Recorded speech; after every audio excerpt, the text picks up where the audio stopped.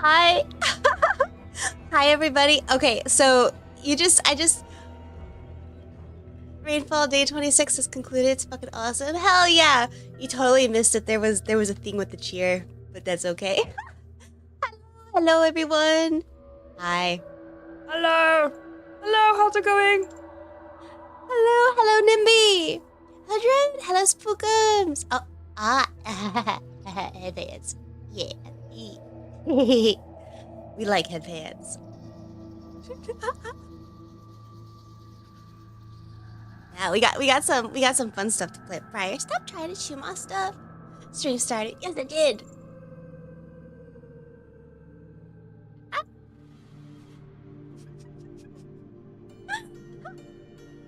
Hey, big lemon. Big lemon. Gave me a lemon. Hello, everyone. Yes, hello, John. Hello. How's it going? What's poppin'? Hope you're doing well. Oh yeah, I have some.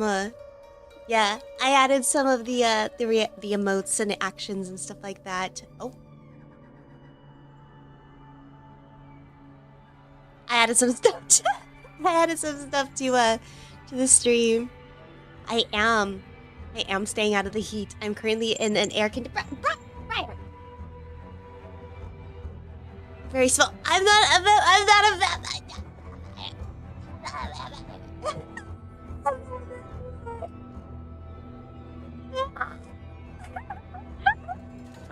Wow, beautiful. Wow.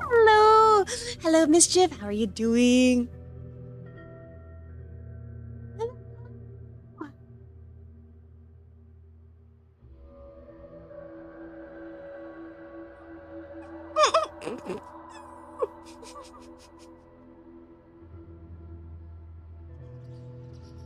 I'm being bullied. I'm being attacked. Hello and welcome. Hello, Mom. Are you winning? Hello, Lulu. How are you doing? Yes, I am winning. Are you winning? Are you bullying me?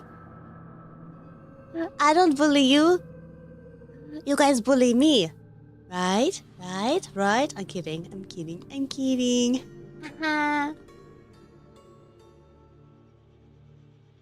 Yeah, I'm gonna try to do more early streams on like Fridays and Saturdays. Oh god. I was a squeaky toy.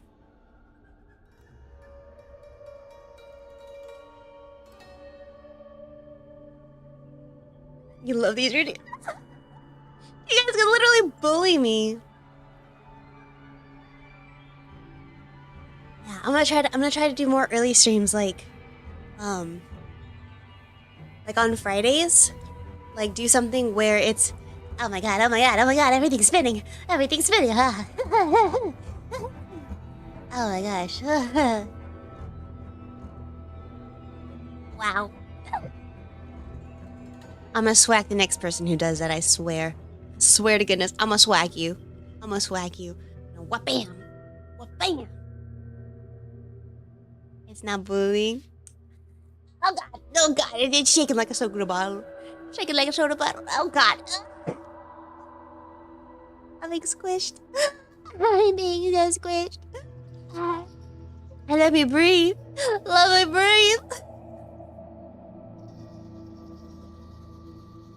You just need to get the bodysuit so you can feel the effects in real life. No! That would be absolutely... Oh, hi, Briar. Are you coming back? No? Okay. Never mind then. I guess she doesn't want to. That's funny. It was like...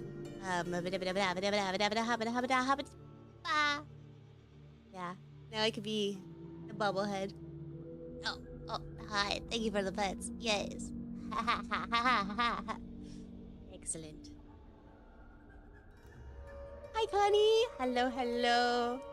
Hi, Soma. Yeah, hopefully we can get the game finished as soon as possible. So that way... Oh,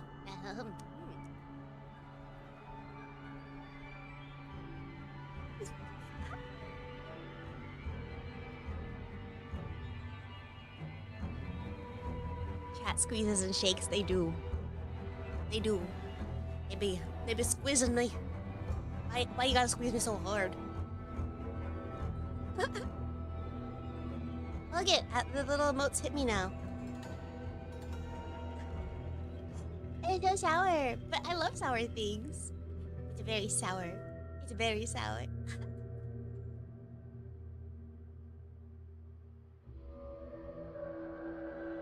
I like it. I like lemon. Lemon is good. Lemon is delicious. Lemon is fantastic.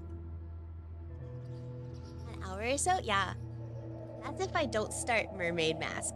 I like this game. Alright.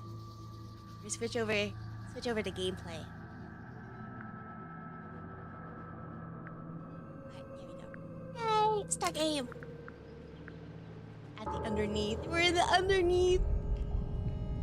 I made myself just a smidge smaller. I wasn't covering up everybody. Hopefully that's okay. I hope that's okay. I can make myself bigger. You guys want me to be bigger?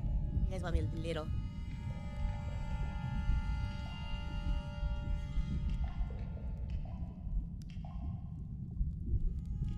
Tower bear? Both? I'm so confused. I'm so confuzzled. That's okay. Alright. Lowest level. This room looks old. It is old. Like, old. It makes the rest of the house seem relatively modern. There's a roll of paper up there. I'll see if I can reach it. Let me guess. Blank.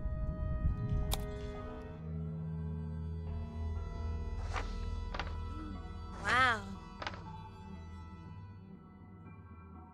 Oh, this is the original blueprints. Storage. It's Freya's room. A bedroom. That's Fifi's room, isn't it? Study. Wait.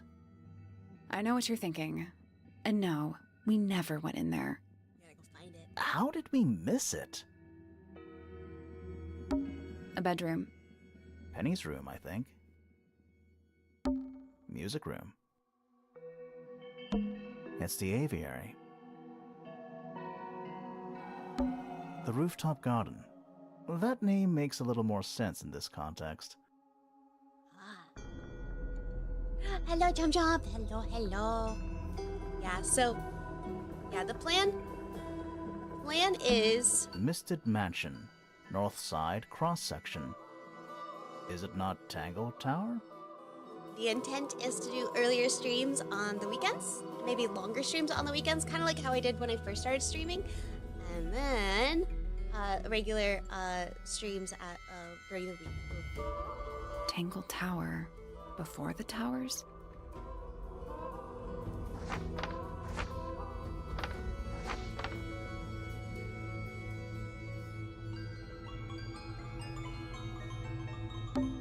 That's the room we're in now. It must be. It's not labeled as anything on these plans, though. I think it already existed when this was made. So, the whole house is built on top of some kind of platform. Apparently. And that's the lake, right? I think that horizontal line might be the water level. It used to be a lot lower down than it is now. Crazy. Oh, do you guys want to see? You guys want to see the cowgirl one? This is the cowgirl chibi. I try to do it as best as possible. This is cowgirl chibi.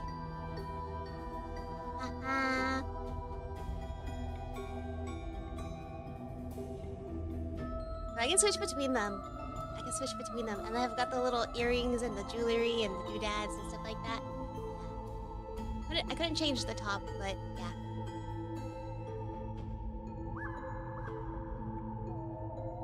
Yeah, I want to show you guys. Oh, sorry. I wanted to show you guys. Yeah, it unloads and reloads everything basically. Like this is what the model looks like when you first get it, and then you have to customize it from here. I'm like a little blob. I'm a tiny little blob, and then I became your maid. Yes.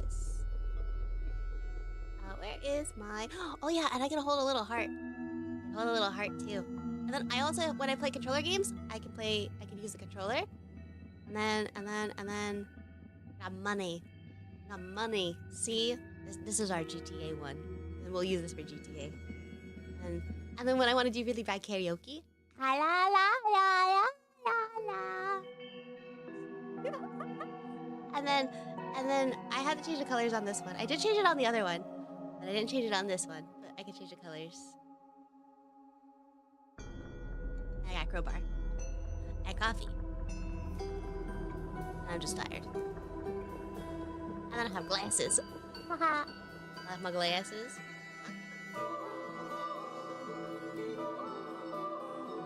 And then a book when I can't read storylines. And a bowl of soup.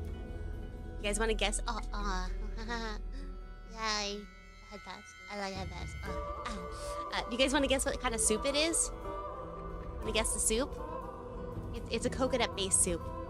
My favorite. It's my favorite. It's a coconut-based soup. It's a Thai soup. It's starts. Very, very close. Very, very close. Coconut blood soup. No. Yeah, but it's very close to tom yum. It's tom kha, and then I like mine with chicken, so it's tom kha gai. I like it. I probably butcher how I say it, but I like it. It's delicious. But anyway, back to the game. This seems pretty significant. Agreed.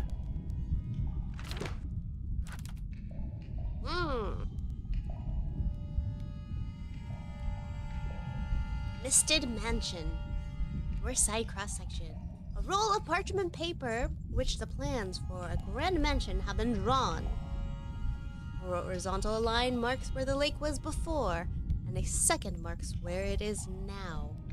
The mansion has been built on top of a large structure above the lake, supported by pillars. Freya's room is listed as storage. A room labeled study is into center. Oh, that works out really well. Let's head back up to the Grand Hall. I want to find that last room.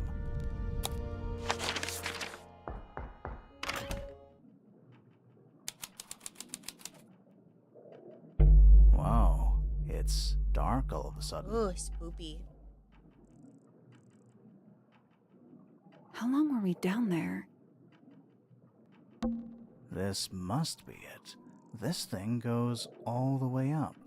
Up. How are we supposed to get up there? Swim? Hang on, it's pitch black, but I think there's a switch.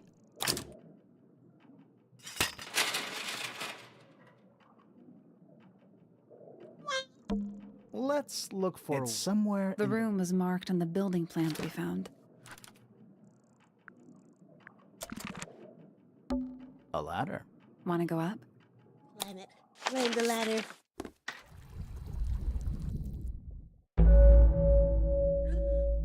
Is this the middle? Hidden heart? Ooh. Secret room! Oh, this isn't creepy or shit. What the fuck? Dragon? Snake? Worm? That's the one. You know, in any normal room, this thing would be my main concern. In here, though, it barely makes the top 3. Centipede? Millipede? How many legs has it got? Too many. Is that a crab? It's got a translucent exoskeleton. You can actually see its insides. Whoa, that's cool. Also, crabs normally have 2 claws. No, right? this one's one of those Not special 3? crabs. Good. Grimoire, don't you think it looks familiar?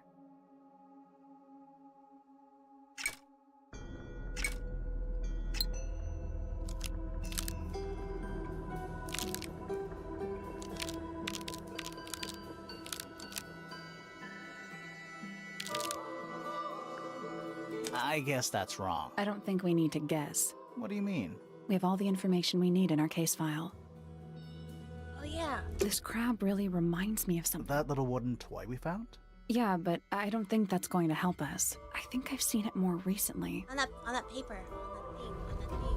Let's see. Let's look.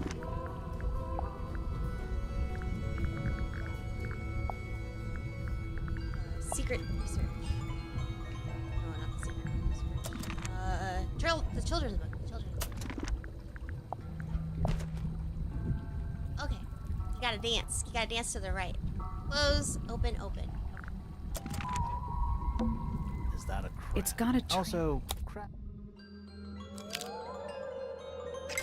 Open, open, open. I guess that's wrong. I don't think we need to guess. What do you mean? We have all the information we need in our case file.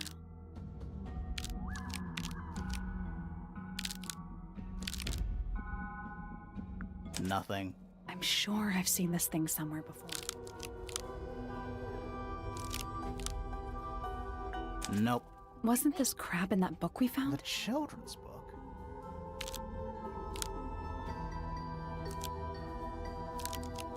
Like dancing, right? Nope. Wasn't this crab The in that... children's book. This crab really... That Yeah, little- but I think I've seen it more I recently. feel like I was really close. Yeah, I'm gonna take another look at it. Straight, right, straight. Oh, okay. Okay. I'm committing to memory. I'm gonna commit to memory. I'm committing this to memory. Oh gosh.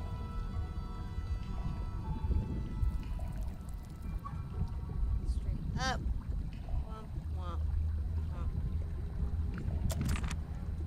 womp. Is that a crab? It's got a tree. Also, crab.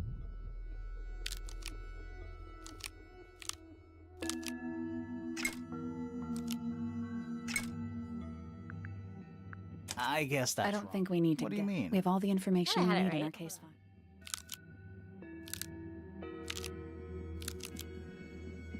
I thought I had it right. Hold on. What do you mean I don't have it right? What do you mean? What do you mean? Small one up a little? Nothing. I'm sure I've seen this thing somewhere before. Isn't that like, hold on. Angle the big claw? Perfect. Ah, you're so smart. Excellent. Oh my god. J'ai mother weapon. What's this? Something somebody didn't want us to find.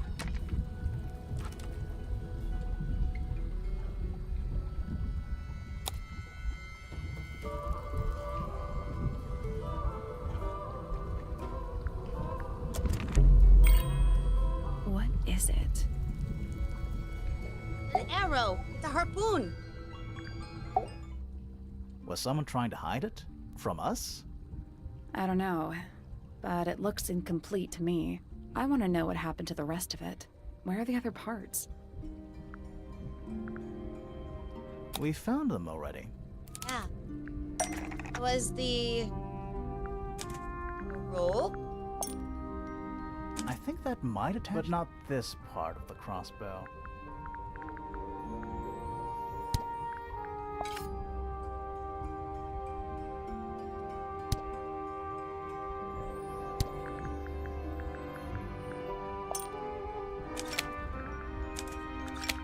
That's gonna be that. That's gonna be. What do you make of it? Not sure. Murder weapon. Let's keep an J'ai mother open weapon. mind. You don't think the crossbow is the murder weapon? Oh no, the crossbow is definitely the murder weapon. But that doesn't mean we've solved the mystery. Some kind of fish and a bird skull, I guess? If that's a bird skull, we're talking about a 15-foot bird here. Well, how about we stop talking about it? Who are all the people in this photo? Not sure, but it looks like someone didn't like them very much. Their eyes have all been crossed out.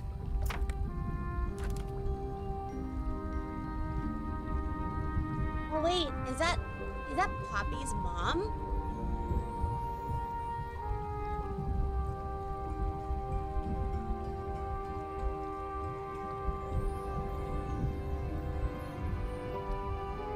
Group photo. A photograph in a sturdy wooden frame. A dusty look several years old. A brass plaque at the base of the frame reads Ambassadors of Mystic Mansion. The photo shows 2 women, 3 men wearing slightly varying different styles of clothing. All 5 have their heads facing crudely covered with black. Suspicious. That photo is important. I'm sure of it. Another photograph. Their faces are all crossed out with some kind of black ink. That's weird. Oh, you think so? No, I mean, something I just realized. Sally, did we meet any of these people here at Tangle Tower? Well, the woman on the left looks a little like Poppy, but her style is way different. And at first I thought the guy on the top right was Felix, but now that I look at it, I don't think it is him.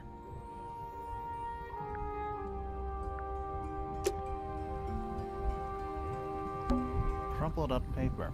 Is there anything written on any of it? Not really. It's mostly blank.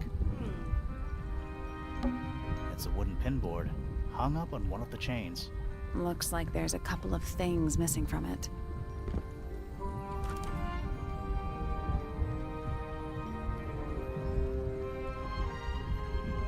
Large pinboard. A large central sheet of paper has been pinned to the 4 lines that have been drawn on a map in the center. A smaller sheet underneath pictures of silhouette.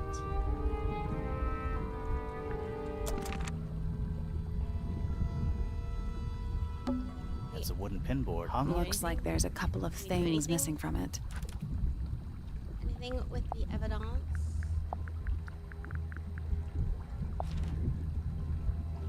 Oh, I guess we can't do those photos. Do those look like scratch marks to you? On the glass? Yeah. They're on the inside. An axe and some kind of hunting rifle, mounted on the wall. Honestly, doesn't look like they've been moved in a few years. I'm more worried about the third one. The third one? The one that isn't there. Coffee table, half-empty wine bottle, lamp left on. I'm gonna say someone's been using this room. I agree. Someone complacent enough to leave their notebook lying around. Notebook. Several pages have been ripped out, but few remain. Fifth ambassador located, finally. Can't say I harbored any optimism, but still somehow disappointed. No better than the rest of them. I took my misted friend into the music room for experiments. It worked, perhaps too well. Laboratory was another disappointment. All the effort for what? Was even more short-sighted than I could have guessed. Went to the bottom. Nice view. It's been mostly cleaned out, but I have what I need. She got in. She was careful. Nothing was moved. But I know it's time. Oh, suspicious. Very suspicious. An incinerator built into the wall. It's still pretty hot.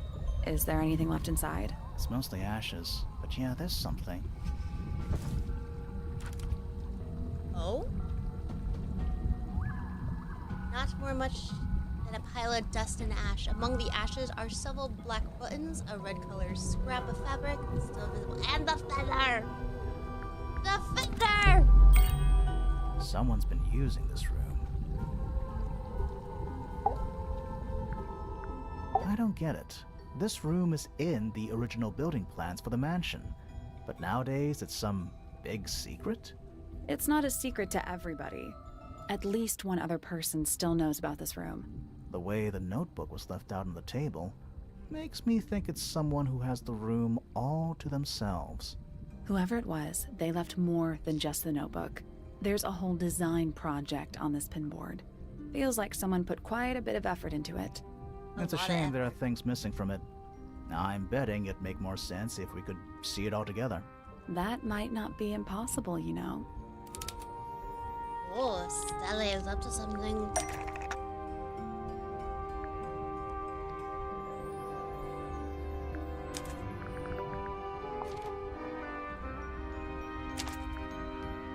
Oh, bribery!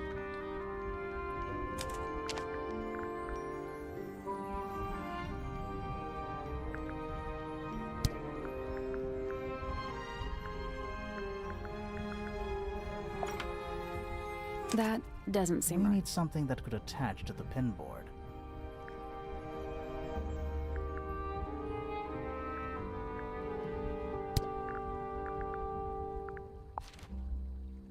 That's not right. Something that's been taped at the top. With Something that's been taped at the... There we go. Aha! He's The smart. painting from Freya's room and those sketches. Did Freya design Detective Hawkshaw's clothes? What kind of sense does that make? I don't think that's why Freya made that painting, but it may have been why somebody took a photo of it to use as reference. And as for those sketches of Hawkshaw, I don't think Freya actually drew them. It was somebody else, someone with less of a talent for art. Doesn't exactly narrow it down. Should we go ask I bet it's Detective Fifi. Hawkshaw Why would about Fifi all do this? this, though? I'm not sure. I still don't know what's really going on. I don't know. I'm suspicious of Fifi.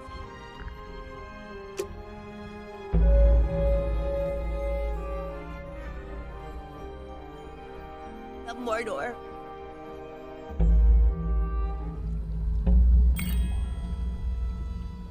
Got watermelon snackies. Time to solve this.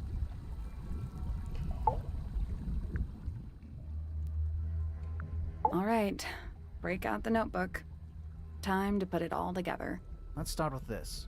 It's an arrow for the crossbow, and it matches Freya's wound.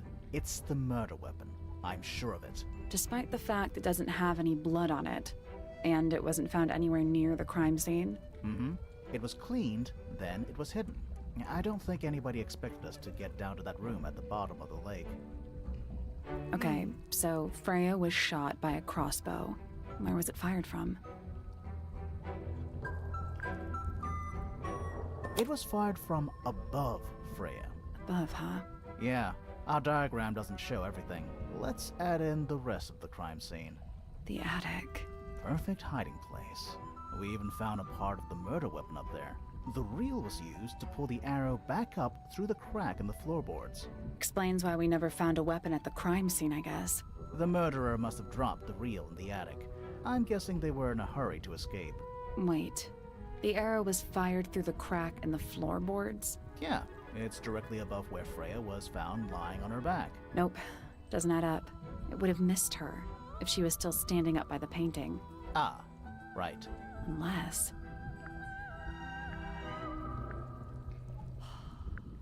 Freya was already lying on her back before the arrow was fired. Well, so it's a I joint think so, operation. too. Hmm. She'd fallen unconscious. Something in the room caused Freya to fall unconscious. The gramophone. Right. But the gramophone by itself can't do that. There was something in the gramophone. Something small. Let's see.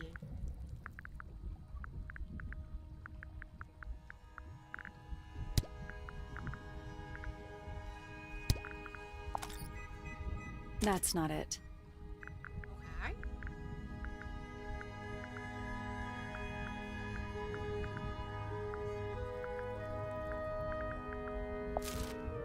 That's not it. Okay.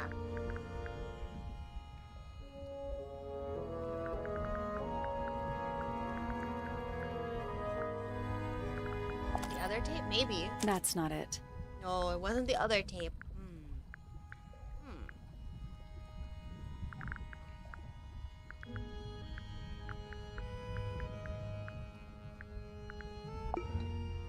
That's not it.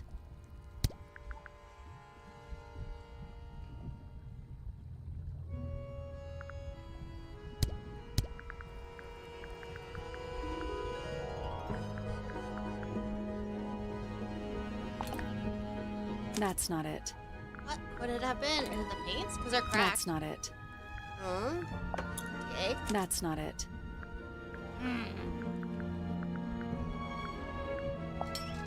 That's not it. I already tried this. That's not it.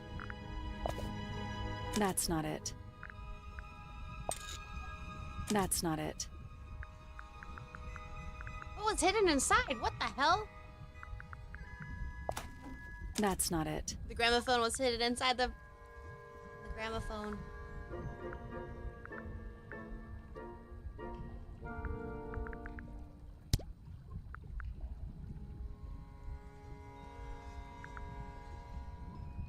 Flower? You think it's the flower?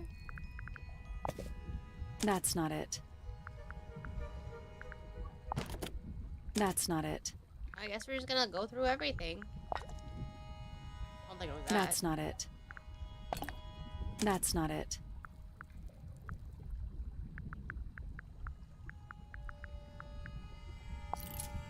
That's not it. That's not it. That's not it. Pointer's research says it can emit an incredibly loud hiss when it feels threatened. Poppy and Fitz both said they heard a loud noise around the time of the murder. Neither of them had any idea what it was. This seems a little far-fetched. Is it really loud enough to knock someone out? No, I don't think so, not by itself. But don't forget, it was being amplified by the shape of the gramophone. I don't think we're purely talking about volume either. It might just be a particular type of frequency. This is getting kinda scientific. Since when do you know anything about the effects of weaponized audio frequency? I don't, but I think someone else does.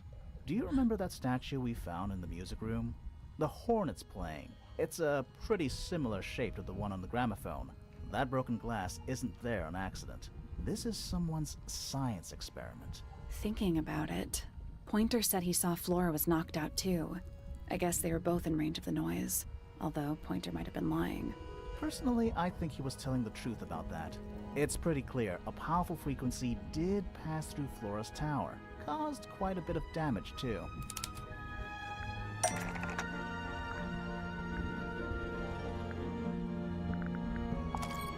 Those cracks didn't appear out of nowhere.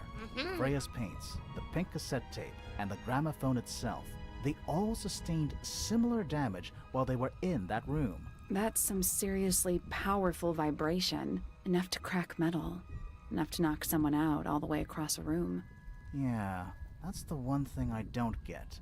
If the frequency was so powerful and had such a big range, how did the murderer pull it off? Wouldn't they have been in range too? Think about it. They can't have been much further away from the gramophone than Flora was. They protected themselves. How? The earmuffs. These are some pretty heavy-duty earmuffs. I think they'd be enough to block out the sound. Right. Let's go over everything from the start. 1. Freya is painting Flora's portrait. They're listening to music on the gramophone. 2. The murderer is hiding in the attic, wearing earmuffs. 3. The golden beetle starts to emit its hissing noise. Hold on. How did it know? The beetle? Yeah, what triggered it at that particular moment? Pointer's research said it makes the noise when it feels threatened. I'm not sure. Maybe something in the music? Maybe. 4. Freya and Flora are both knocked unconscious by the vibrations. Freya lands on her back. She drops the brush and palette by her side. 5. The murderer fires the crossbow directly downwards. 6. The arrow is pulled back up on the reel. 7. The murderer leaves the attic, presumably. 8. The door is kicked down. Fitz and Poppy enter the room. That's it. There's something bothering me. What? I just want to check something. Let's go back to the crime scene. Dun dun dun.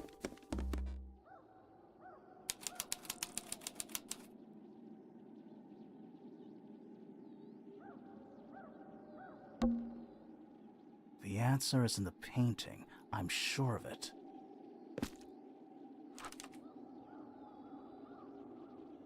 Oh, okay. Emma! There's been Mordor 7. Oh, wait, this is the. No, it's not the outfit. Painted portrait. Freya was unable to finish the painting as she died sometime during the process. Flora appears to be wielding a knife. Red substance on the tip was discovered to be blood. Freya added blood to paint herself. Her red paint was swapped out with blood. Flora's not holding a knife, she's holding the bird.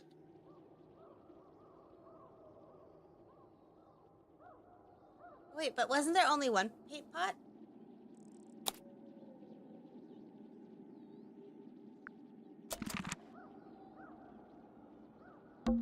I can see the stars. The plant. Rhymes. It's in the book.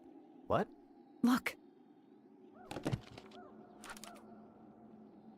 Ink Dip Bird Book. Ink Dip is a remarkably intelligent bird with often very long lifespan, even among avian mystids. Other birds are oftenly aggressive toward it, and the ink dip lives most of its life alone. Its peculiar feeding habits and usually only eats seeds of the atom amica pictured. Fifi says the book belongs to Flora, who hasn't been in the library in a long time. Penny says the book is outdated as the bird has been extinct for a number of years.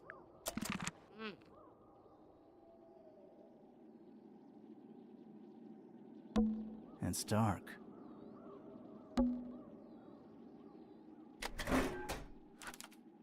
Gramophone, it plays cassette tapes instead of vinyl records, is pointed towards the middle of the room. A double crack running through it all the way from the horn through the tape deck.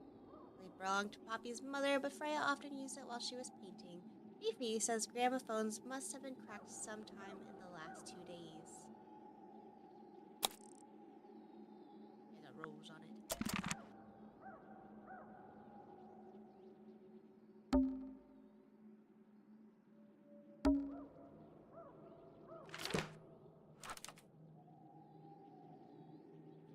Hi. Cutie patooties. Hi, cutie patootie.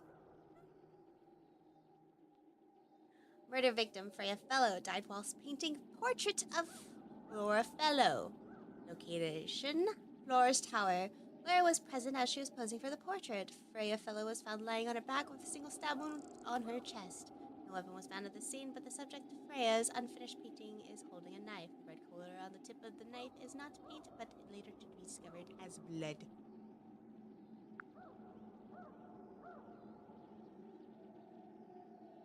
Oh, wait. Gomi's pinning you to the ground? What? That's crazy.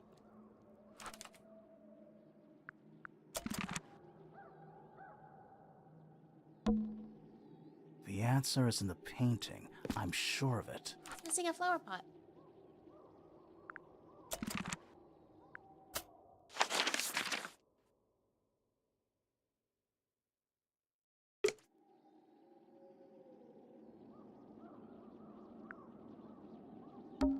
It's dark. I can see the stars. It's dark.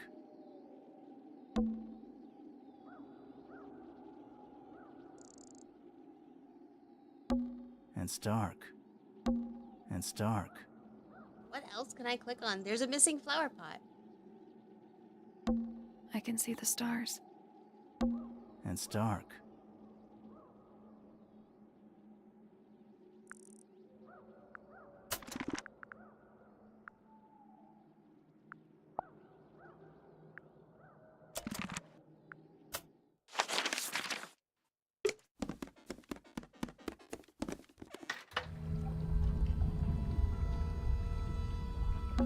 That's a bookcase.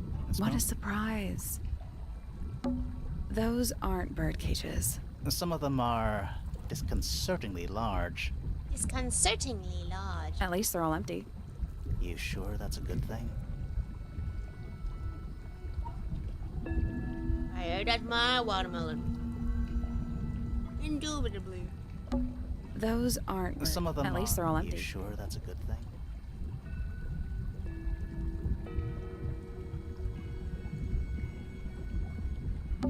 That's how we got in. It leads down into the Great Hall.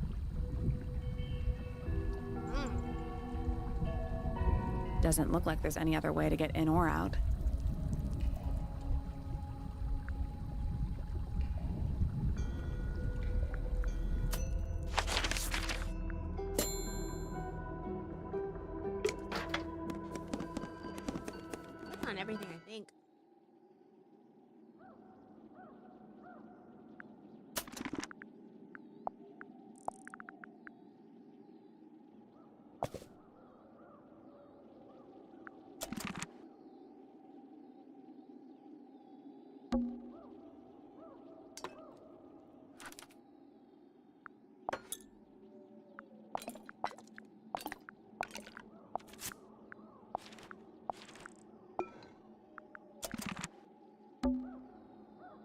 answer is in the painting. I'm sure of it.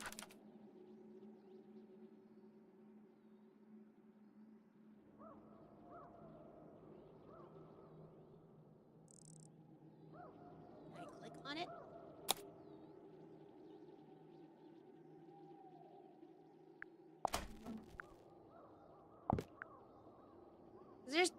That's missing.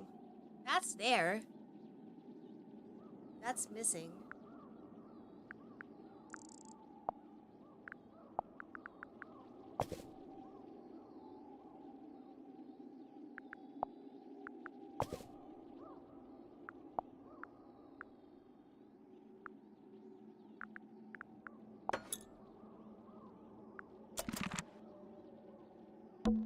It's dark.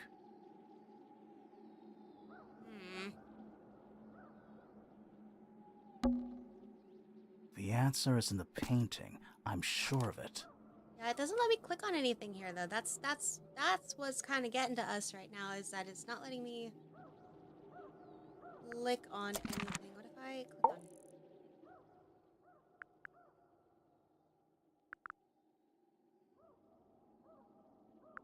We know a little more about the crime scene now. So, what do you think? Was Freya stabbed by her own painting? Oh no, it's all the same old stuff. Yeah, it lets us zoom, but it doesn't let us do anything else.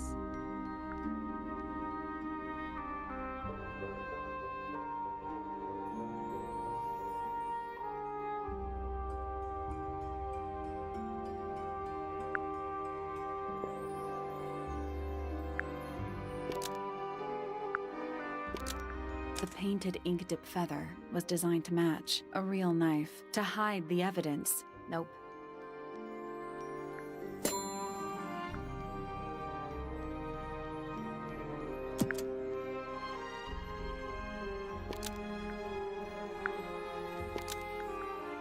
Blood from the paint pot was designed to match paint from the paint pot to hide the evidence. That's not right.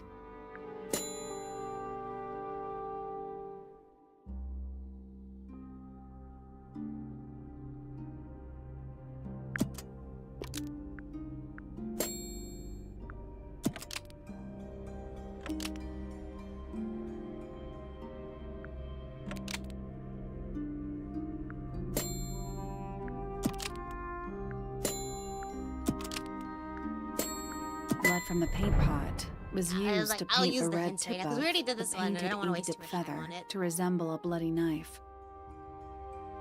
I think you're right. Can't decide if I'm disappointed or relieved. I have a question. Why? Either it's a very strange coincidence, or somebody set it up. Somebody s- deliberately put blood in the paint pot and hid that feather after the crime. Why? To distract us? Possibly. Well, it worked. Possibly. Flora's the only person who could have hidden the feather, unless someone took it from her. Let's go over what we do know. The door was locked the whole time. It stayed locked until Fitz kicked it down. Normally, it can only be opened from the inside. Pointer said he couldn't see Freya from his telescope, but he did see Flora lying by the window. So whatever got Freya got Flora too? Except Flora survived. She didn't get a stab wound like Freya did. Hold on. If there was no knife, then what did stab Freya? It could be anything. It might not even be important. How is it not important? Right now, I'm less interested in the what and Right. more interested in the how. The angle of Freya's wound suggests she was stabbed at a perfect right angle. That is, from directly in front of her. But she was standing right up by the canvas. Somehow, Freya ended up lying on her back, still perfectly in line with the painting. Maybe something went through it. Through the painting? Wouldn't that leave a hole? Okay, well, how about this? How do we know Freya was stabbed before she fell over?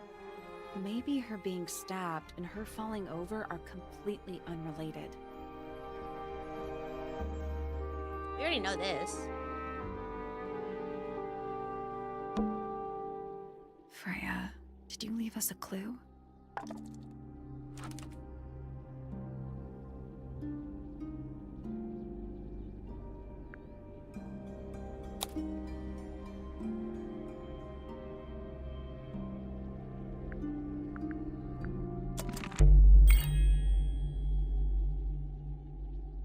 Oh, here we go.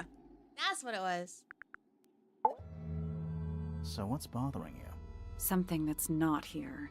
The thing we didn't find. We know she was holding it during the painting. Flora's ink-dip feather? It was here. In this room. Where'd it go? We found it somewhere else. We found it in the ash. We were a little too late to save it. So it was stolen from the crime scene. And ended up in the incinerator down in the study. Someone wanted to destroy it, I guess. But how? How was it stolen from up here in Flora's tower? Presumably, Flora dropped it when she fell unconscious. Yeah, and then what? The murderer couldn't have stolen it if they were up in the attic. So the question is, how could they steal something from a room they weren't able to access? Hmm. The final clue about the crime scene. Freya left it for us right here.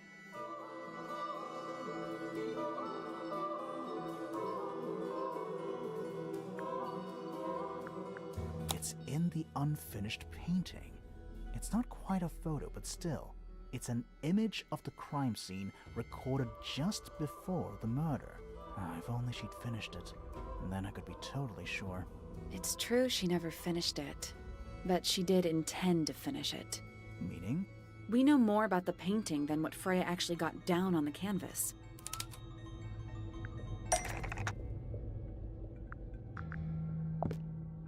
That's not it.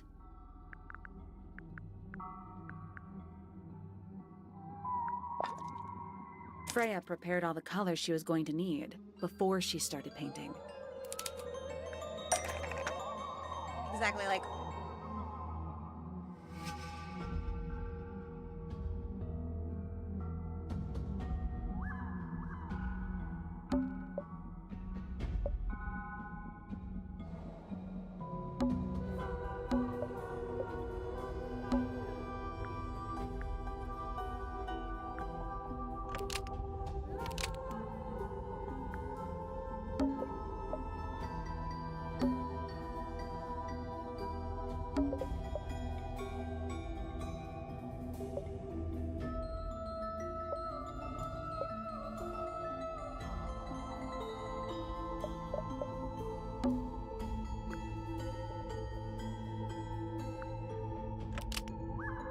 Brown and gray paint was going to be used to paint the sketch of something sitting in the window. Almost. Maybe just change one thing.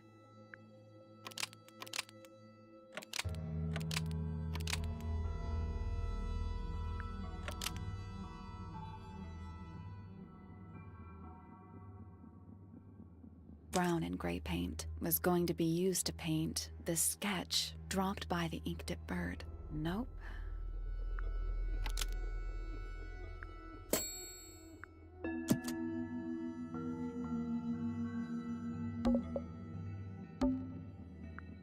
The blood was going to be used to paint the sketch of something sitting in the window. Almost. Maybe just change one thing.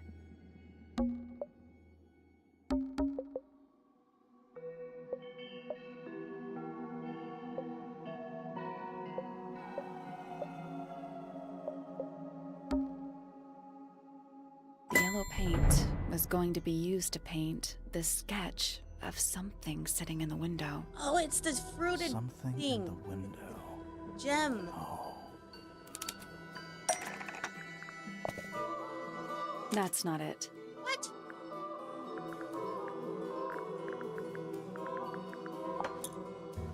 That's not it.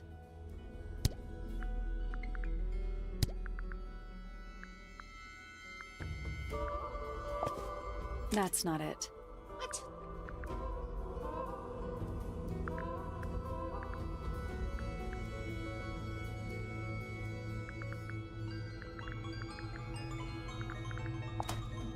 That's not it. What? But it looks like a flower pot. I did both pots. That's not it. That's not it.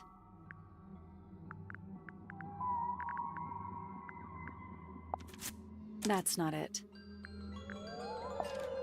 That's not it. What? What? That's not it.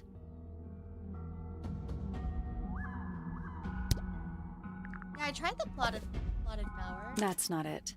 Potted flower, and then I tried the potted fruit. That's not it.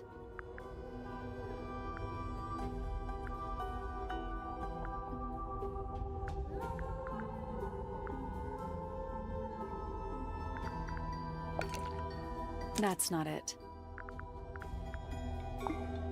That's not it.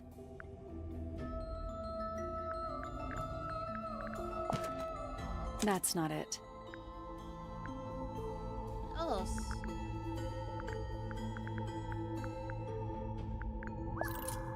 That's not it. Yeah, I thought it was birds. Oh, shit.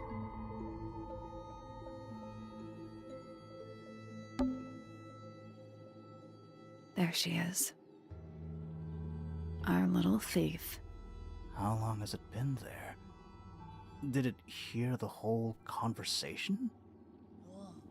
She did, but she's a very good listener. Oh, Haksha!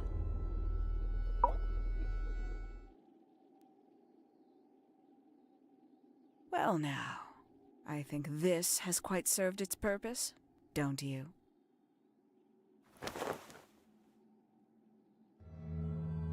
Penny, why did you... It's Penelope, if you don't mind.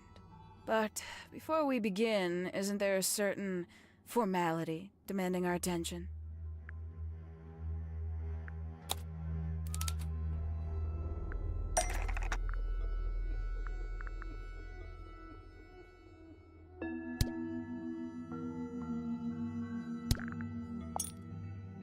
Lovely.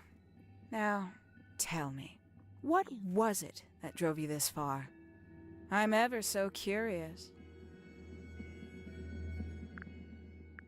Justice for Freya. Is that right? Interesting. Why did you do it, Penny? What did Freya do to you? Absolutely nothing. So, What? You just Haksha hated is her Penny. indiscriminately? Freya Fellow was an inspiration to us all. She was possessed of a great energy, the volition to create something from nothing, the willpower to walk beyond her boundaries. She was truly free. Everything I couldn't be. You know what? I just realized I actually have no idea who Penelope Pointer really is. Weird, isn't it? Considering we've met her, what is it, 3 times now? Exactly.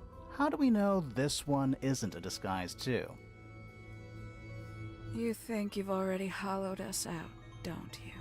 Only a few short hours at Tangle Tower, and you feel like you've got everyone sussed. Unearthed every single one of our secrets. Nothing but bullet points for your notebook. Go on, indulge me. What does it say in your notes about Penelope Pointer? I suppose I can't argue with that, can I? Penny, we only know what you choose to tell us, so why not help us out? Very well. Penelope Pointer is actually not very important at all. She pales in comparison to those who came before her and to those that came after. Living at Tangle Tower, it is very difficult to attain the levels of self-realization you probably take for granted. You sure this is a Tangle Tower thing and not a you thing? Perhaps you didn't notice. Not one of them is happy, not one. So That's why true. stay? Why not just leave? I thought she did leave. Penny, you said you traveled, didn't you? I did. Many times I've walked away. It did not help me. You saw the family tree hanging in the grand hall, did you not?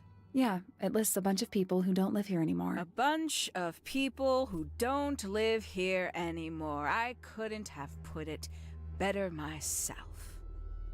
My mother, for one. My father, too. The other two Remingtons. Poppy's mother, Primrose. And her brother, Richard. And Fitz's father. That's 5. 5 people that might have lived here, but don't. And that was the first question I wanted answered. You wanted to know where they'd all gone? More than that, I wanted to know if I belonged with them. I have no place here. Not among the Fellows, the Remingtons, or the Pointers. But I felt there must be a reason why everyone else left. Some common purpose they all shared. Perhaps it could be my purpose too. So, what did you actually do about it? Nothing I could do, at first. Nobody would tell me anything. The more questions I asked, the fewer answers I got. I don't think Penelope did it on her own, though. I was 19. Same age Freya is now. Found what? The golden beetle. The study. The one hidden in the middle of the house. It's right next to a bedroom. I'd hear voices at night. Deep ones. And the strangest thing, the wall behind my bed would get incredibly hot. For hours on end. The paint would peel. Wallpaper wouldn't stay up. I thought I was cursed. I thought it was something trying to break through. Eventually, I she's an couldn't take it accomplice. anymore. I think. found my way in the same way you did. Once you know it's there, it's simple. So, you got into the study and found the incinerator. That must have been a relief, right? It was still warm when I found it. Then, I looked inside.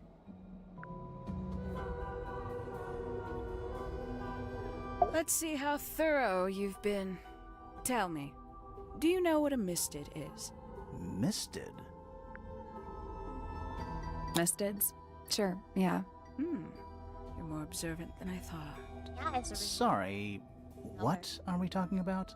It's a collective term, from before my time. Birds, insects, amphibians, anything living off the lake water. The mutation can take several generations, or it can happen overnight. Wait, mistids. Like yellow wallpaper, just like the cryptids. book. Like Bigfoot or It's whatever. ironic. A little egregious, isn't it? I suspect that was an intentional parallel. The main difference being mistids are perfectly real. They're just kept secret. Or at least, that was the original plan. As it happened, some got out. Quite a few got out. How do you know all this? When I entered the study at 19, I found a single object that rather changed my life. Something which answered my questions while at once creating all new ones. Okay, we're gonna pause this for just a moment. I am going to run to the banyo. I will be right back. Be good. Don't do Mordor.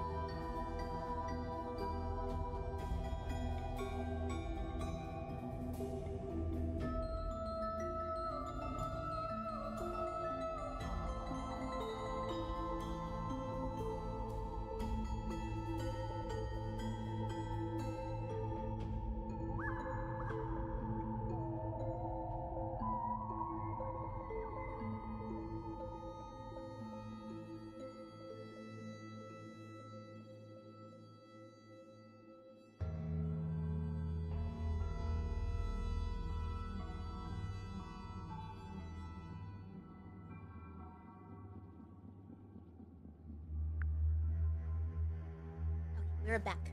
We're back to solve more crimes. Bye, Fidgety. Have a good rest of your day. You can let Fidgety know that we're gonna start the next game. After. So, yeah. We're gonna start the next one after.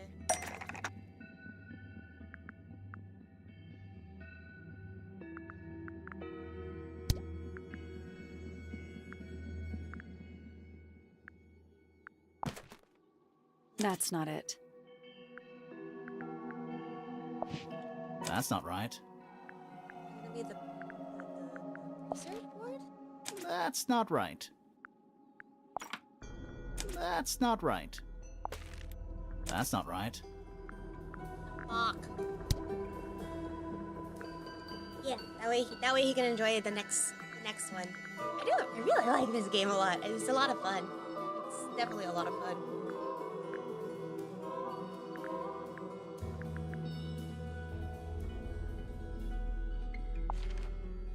That's not right. And answered her questions. Others? That's not right.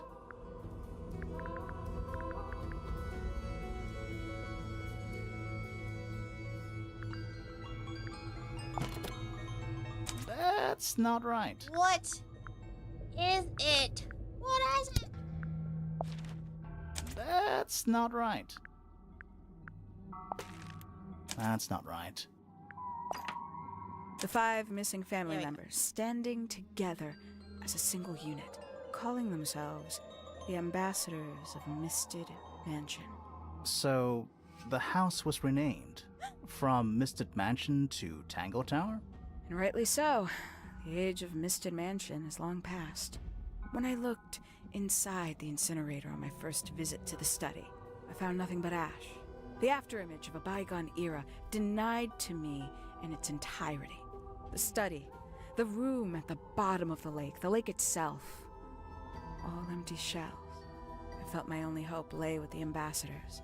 If I could find them, maybe they'd share the family history that Flora and the others were trying so hard to forget. How did you track them down? It was tough. They'd taken almost everything. Books, maps, charts, the creatures themselves, all lost, taken away or destroyed. But I got lucky. I got a lead. I found one, and he led me to the rest. And? What happened? Why'd you paint out all their faces? They didn't help you either, did they? 19-year-old me had imagined they'd all left with a mission, a unified purpose, but they hadn't. They were, in fact, every bit as fractured as the people that still live here. Most of them had left tracking escaped mystids. Some claimed to be researchers, others little more than hunters. All 5 completely useless to me. Even your own parents? Eventually, I returned to Tangle Tower. I had nowhere else to go. I considered giving up, but instead, I made a decision. There was only one person at Tangle Tower still of interest to me. My dear Uncle Pointer had suddenly made a show of taking up astronomy. A fairly superficial charade. I don't think many people were fooled by it. But I knew it wasn't just a falsehood. It was a mask. Pointer had found something from the era of Misted Mansion. Golden beetle. So where did he get the beetle? I cannot be sure, but I theorize that he received it in the post. In the post? From who? Who can say? Someone outside Tangle Tower. But the thought that he would be in contact with such a person, all that time, I decided to take what was owed to me. So you stole it. Stealing the beetle turned out to be only the first step. Upon realizing it was gone, Pointer made little effort to disguise his frustration. I asked what was bothering him. He foresaw no risk in sharing a little of the truth with his niece. He told me he'd lost a rare treasure, something he'd been keeping safe. I suggested, innocently, that perhaps it was not lost. Perhaps it had been stolen.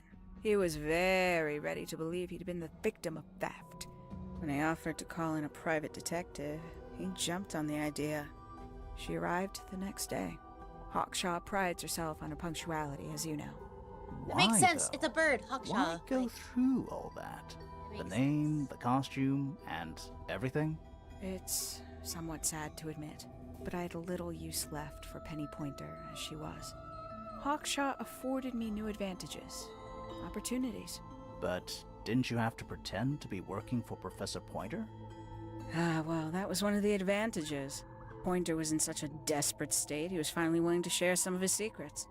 On the second day, Hawkshaw explained she needed to be able to search the secret laboratory. Pointer gave in and gave me the code for the harp statue. Reluctantly, but still. So, you stole Pointer's research? I would have done, if I'd found anything worth stealing. But he had made remarkably little progress, barely scratching the surface of the beetle's true mystery. Which is? Ha! It carries an exoskeleton approximately 90% identical to gold. But it's not the 90% I'm interested in. Did you ever question what exactly makes the water here so unique? Before Misted Mansion was built over the lake, before the lake was even a lake, Lord Remington and his wife built a small structure here, a research station, supposedly. Fast forward 2 or 3 generations, and as you saw for yourself, it's been mostly cleared out. The ambassadors took everything when they left. And everything they didn't take was burned in the incinerator. However, possessing additional insight, I found something the others had missed. It's not much, but I have what I need. So, why isn't this the end of the story? Why did you stay? Why did you kill Freya? Hi. Ooh. Oh, ho, ho. So many questions. Why? I got my tea. Got my coffee. I got my drink.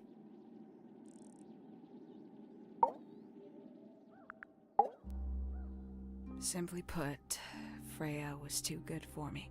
It's my fault. I pushed her over the edge, unknowingly, but still, I take the blame. What are you talking about? Did you know I based the design for Hawkshaw on something Freya painted? Yeah. Photo. That's right. I had assumed it was purely abstract. I just thought it had a good Ready. energy. I later discovered it was a figure of some kind, something from Freya's recurring nightmare. For all her vitality, I think Freya was probably the most troubled of all of us. She was desperate to leave Tangle Tower, but she couldn't just walk away. For quite some time, she'd been trying to break into Pointer's laboratory. Freya and her friends were halfway through deciphering those symbols on the harp statue, I believe. Why did she care about getting into Pointer's lab? That's exactly what I wondered. At first, I thought perhaps she just wanted to free the beetles. She has a fondness for them. What Pointer was doing upset her significantly. But in fact, I think it was something else. I think she wanted to free Fiona. The real reason Freya was unable to leave Tangle Tower is that she could not get Fiona to agree to come with her.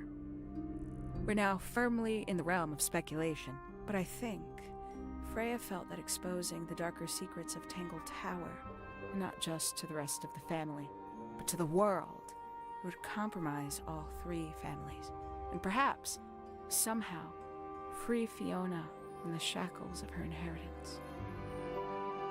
That was her plan anyway, but something happened. Before Freya could find her way into Pointer's laboratory. She found her way into your study, found your notes, found that photograph. I'm willing to bet she put it all together quicker than we did. So she worked out what had happened to the 5 ambassadors. Specifically, what you'd done to them when they refused to help you. Freya had made a promise to paint Flora as a birthday gift, a parting gift no less. She'd be in a locked room, several hours away from her friends. It It was my best chance. But why hide in the attic? And why bother with the beetle at all? The beetle in the gramophone wasn't for Freya. It was for Flora. She didn't deserve to be involved. She suffered enough. I couldn't get Flora out of the room, but if she could be unconscious, then she wouldn't have to witness anything. Why the knife? The illusion of the painted knife with the blood. That was for Fiona. And Poppy too, I suppose. Gave them something to focus on. You mean it distracted them while you made your escape? It helped them cope. The very idea of something abstract, something supernatural. I believe it made things marginally less painful for them, initially. Worked on you, too. Oh yeah, I got. So why are you still here? Why not take your first chance and leave? Ah, well, I've been waiting for an opportunity to get my beetle back. I'd really rather not leave without it. Wait, it's still here? It's still inside the gramophone.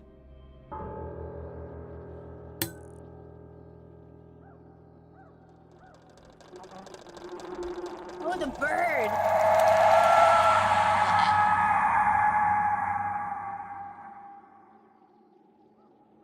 We all got knocked out. We got knocked out, y'all.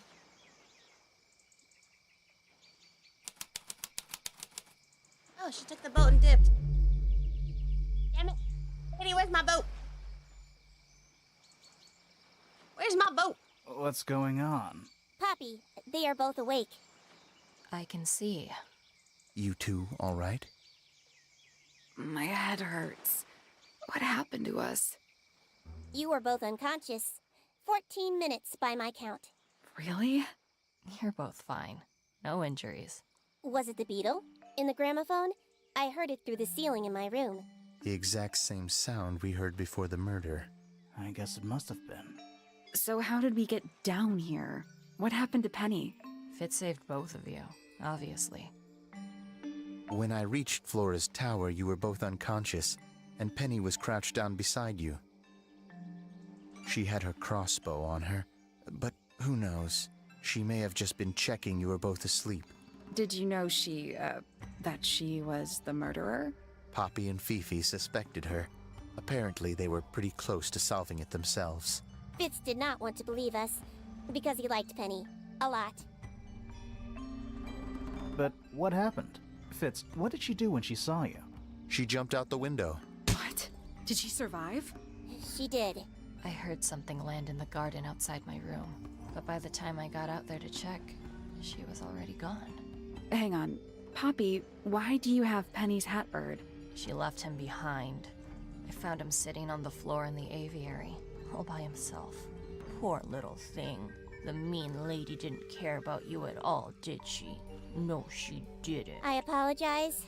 Poppy seems to be under the illusion that the bird can understand human language. So, Penny got away. I'm afraid she real bird? did. We had suspected she might try to escape. I was stationed here by the lake's edge. I proved to be an ineffective guard. She took the boat. Did she take the beetle with her? Nope, How do you know? because it's right here. It was still in the gramophone. I guess I scared her off before she had a chance to take it. Poppy, what are you going to do with it? Are you going to give it back to your father? No, I'm not. It doesn't belong to anyone. So, I'm going to put it on the ground and never bother it again. The I most think that's sensible what she person. would have wanted. Wow, we figured it out! Goodbye, little beetle. Look at the little beetle, it's just walking away. Yeah, I really like this game. People flew away. That was really good. This is a good game. I like it. I'm excited for the next one. I got shit. Oh wow, wow.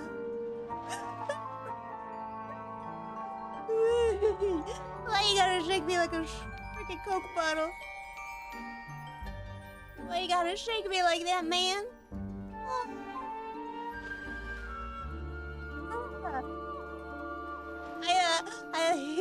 I came across the game randomly.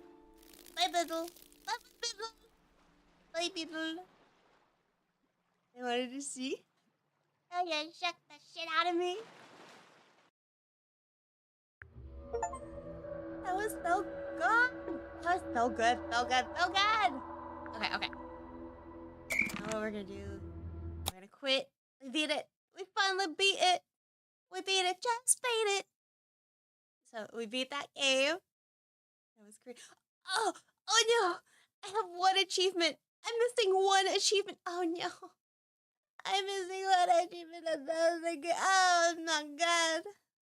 What have I done? I'm missing an achievement. It took me a total of almost 9 hours to beat that game. I have 9 out of 10 achievements. The one, chemistry or alchemy. Oh, 3 sets of similar research notes. Darn it. Grimoire, yeah, Grimoire had a good design. I liked what's her name?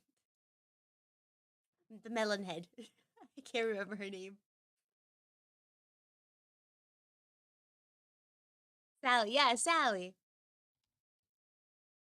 So we're gonna switch it. I'm gonna update this. We're gonna play the Maid Mask.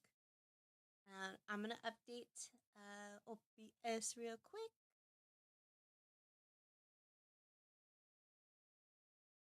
Change that to the Maid Mask.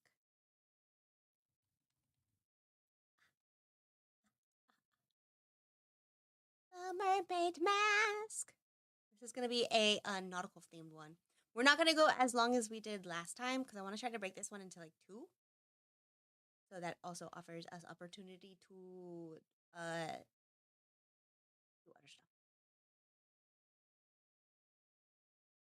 stuff. Gotta update the title of the game. Here we go.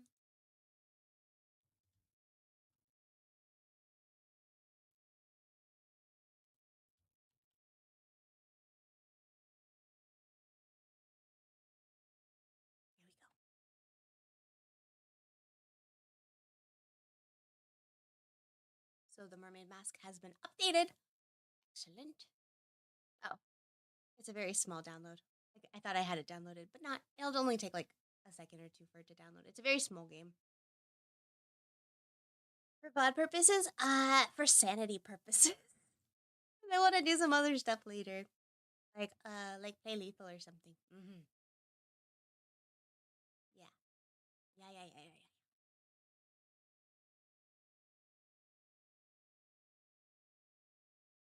I'll end the stream. Oh, yeah, probably. I don't know. I'm gonna be streaming this for a few hours, so probably around whenever Soma's ready for Lethal Company, because I also need to install the mods and stuff like that. Yeah. The game is almost done. It is almost done. We're about to say hello to Grimoire and Sally again. Or Melonhead. I call her Melonhead.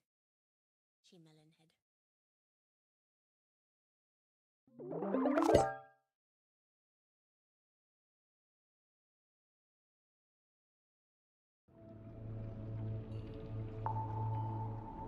The Mermaid Mask.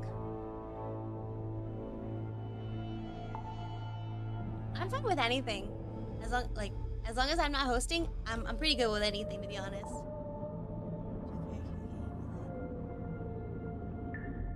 This game?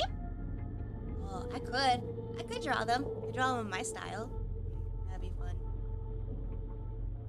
Okay. Now let Fidgety know that we're playing Mermaid Mask now, which is the new game. Right, Bean. My little burnt bean. She's just chilling on my lap right now. I wish I had a kitty toggle. That's what I have to do when I wanna redo my model, and I want to get kitty cat toggle, and specifically a toggle or a Briar trying to eat my neck. She does kitty things where she goes. I think that would be funny.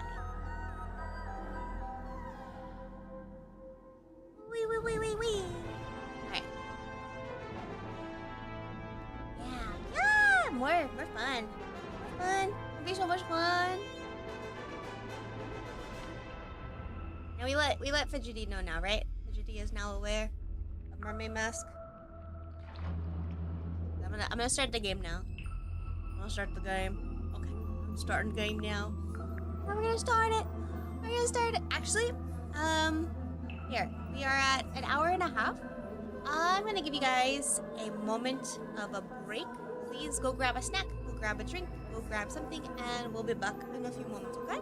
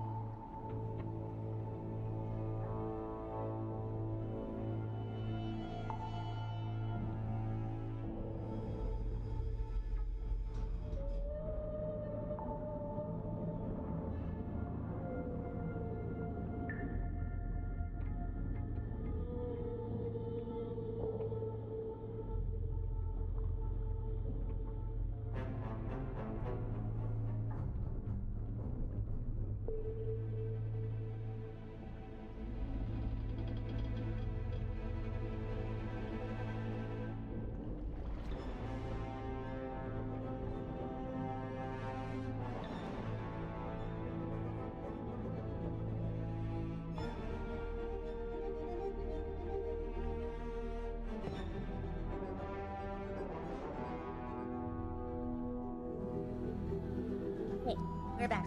We're gonna go ahead and we're gonna start the mermaid mask now. We're starting mermaid mask. Mermaid mask time. Here we go. The beginning.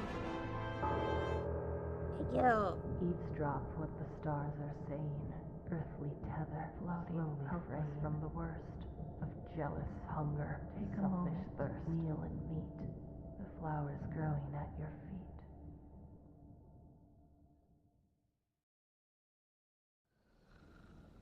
Hello, Dongat. Hello.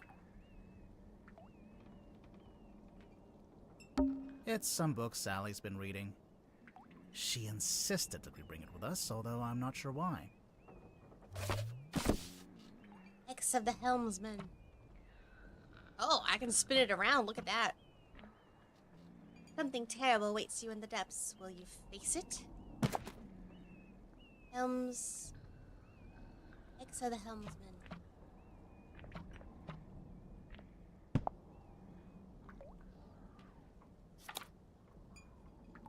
I feel like it's important. We shall read it together. Okay? Kirsten Kale Publishing. J.D. Weirman. Hex of the Hellsman. Something terrible awaits you in the depths. Will you face it? He sees it in his dreams. He sees it when he closes his eyes. He cannot escape it. What is it? Renowned helmsman Marcus Mordoom is a man with a singular purpose. He will not rest until he uncovers the truth of what's really beneath the waves. Hailing from a small fishing town named Silkworm on Sea, J.D. Wormman moved to the big city to write his first novel. And it's that novel that's already carving him out a place in the anal history. As Wormman's mastery of the typewriter shines through every beautifully crafted sentence. The only question I have is, how can he possibly follow this up?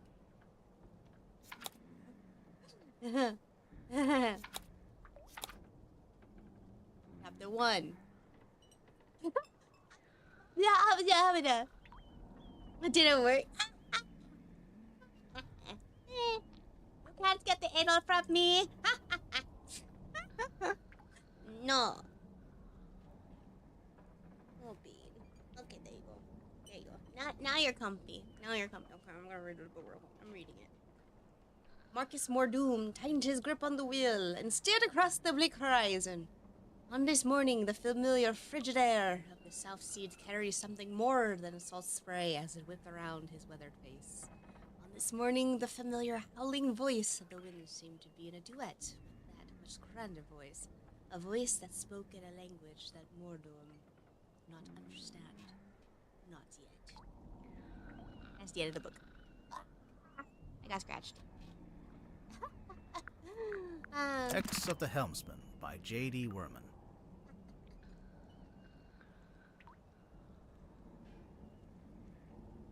Looks like Sally's read through it a couple of times already. I wonder what's so interesting about it.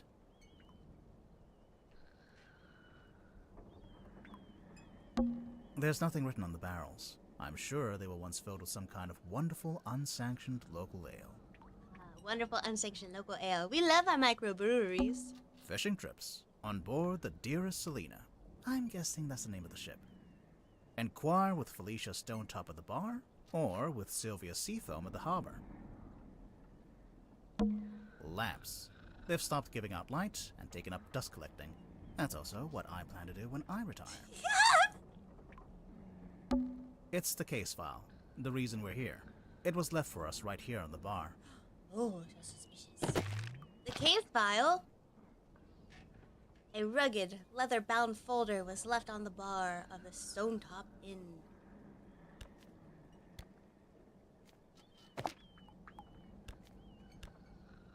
Case file, signed Captain Seafoam.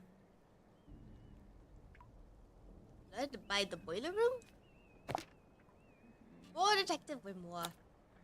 Murder victim, Captain Mingus Montuga, 39. Location, Illusion Theater. Mortuga submarine. Mortuga had locked himself in the room. It was later forced open and the body was discovered. Tortuga was found alone, laying on his back with a single cut across his throat. No bladed weapon of any kind was found within the room. Illusion Theater is mostly empty, save for an ancient stone cauldron with a thick metal lid. The purpose of this cauldron is unknown. However, I am informed that it has never been unlocked before. It is now unlocked, and it is now open. Signed, Captain Seafoam, Captain of Mantuga Submarine. All right. Captain Seafoam. As far as I know, that's who hired us. And who left the Hi, case file here in the end. Cat. Have a good job. Have a good job. Have a good rest of your day at work. But where are they now? Sally, what do you think? Great contribution. Creepy Sally. It's Sally. She's fast asleep. To be fair, it is 4 in the morning. I agreed to stay awake and see if anyone shows up. So far, nothing. I thought I heard something outside. Shock. Hello? A crab. You know, just in case anyone missed the overt nautical theming. It's Another a painting serpent. of a sea serpent. Another serpent. Wait, is it a serpent if it has legs? What do you think, Sally? Ah, thanks for clearing that up. Yep, this is a completely new one. Sally, wake up. We have to go. Why? Because there's an eerie green light trying to lure us outside. Oh, that's a pretty good reason. I'll get up. You look so tired. I think it's time to go outside. To move around, use the map button in the I bottom know how left. to let it. Here we go. We're hobbling. Somebody skip.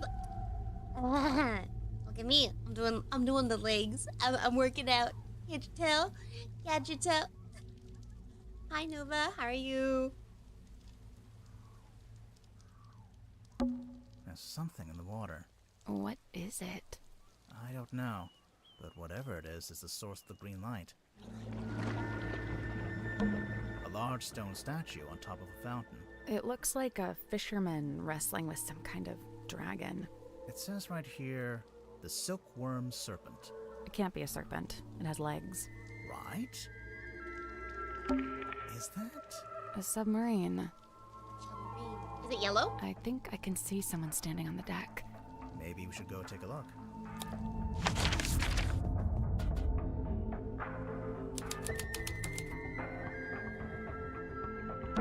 An old wooden boy. With a face. Creepy Louie. Glowing green This eyes. is where the green light was coming from. I noticed it started to fade as soon as we stepped onto the deck. So it's a boy Yes, it's that like- doubles as a lighthouse? The opposite, really. A lighthouse warns you to stay away, but this thing lured us in. Like a fishing lure. Seafoam. Tortuga. Oh, it used to be named. Looks like it initially said Seafoam, but that got crossed out and now it says Mortuga. I'm getting mutiny vibes from this. I don't know about you. It's the wrong way around. What? Take another look at the case file.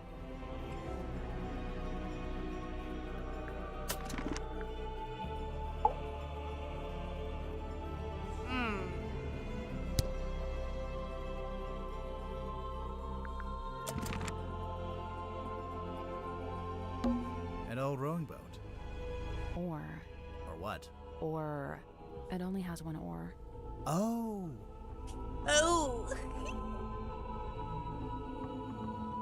Mortuary Tortuga. There's nobody here. The door's open, though. Somebody must have opened it after the submarine surfaced. Does that constitute an invitation? Yes, we're going inside. Ready, Sally?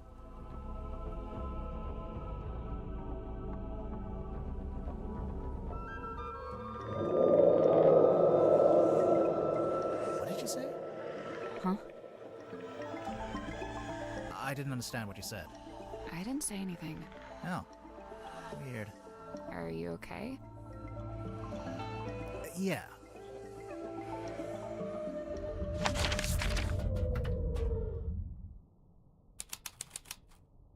parlor. We in the parlor. What's at the bottom of the ladder? I can't see. It's pitch black. Should we go back up? Wait, I think there's a lever.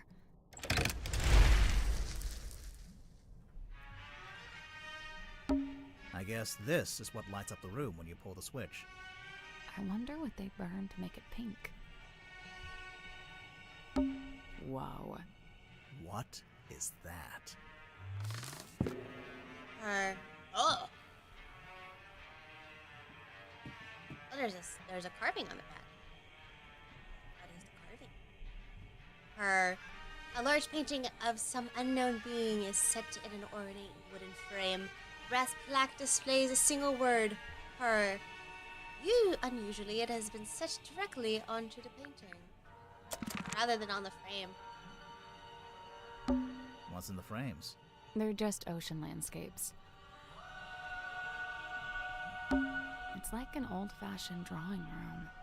I don't see any drawings. It's short for withdrawing, as in you withdraw there after dinner.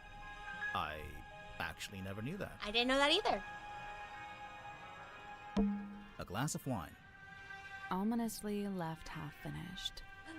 Shame, how could you ever leave a glass of wine Maybe unfinished? the wine was corked. Ominously corked. Ominous. I think this door leads into the control room. I want to go into the control room. Well, It's locked. you can't. It's locked. It's taped up on the other side of the door. You don't need to come in here. The crime scene is one floor down at the very back of the submarine. Captain Seafoam. Thanks for the directions, I guess. We're going in there. You get the sense that the captain is hiding from us. Why would they do that? They locked themselves in a room. There's an old-fashioned speaker mounted on the wall. It's playing spooky music. Your opposite bedroom. Oh yeah. It's the kind of music you'd hear at a fancy party for vampires. I hear it. But the vampires are all wearing masks, and there's one guy who's secretly not a vampire, and... It's me. I'm secretly not a vampire. Sally, It's like an old-fashioned drawing. I don't see any drawings. It's short for withdraw. I actually never knew.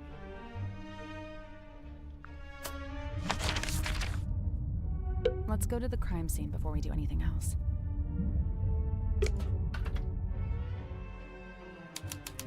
Oh, this is a whole new mystery. Yes, it's a brand new mystery. It's called the Mermaid Mask. The other one was Tangle Tower. This one's Mermaid Mask. It's a big metal statue of a serpent. There is a cabinet built into it, but... Rotate 4 dials to the correct arrangement. What is the correct? Oh wait.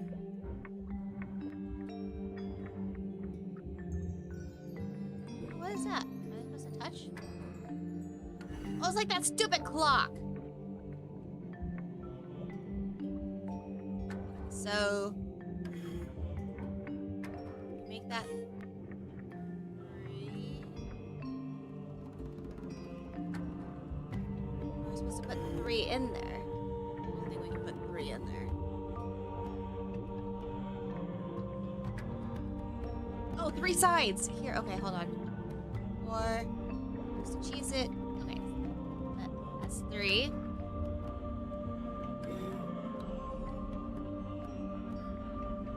What is this number again?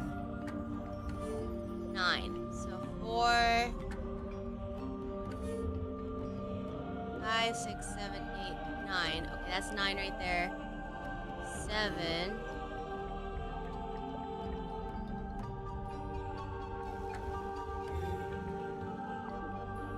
That's 4 right there. 1, 2, 3, 4, 5, 6, 7, 8, 9. 4 right there. 5, 6, 7. Does that count? Nope. 4 dials, with a window in the center of each one. Turning each dial rotates the shapes that appear in the surrounding windows. What do those numbers mean, though?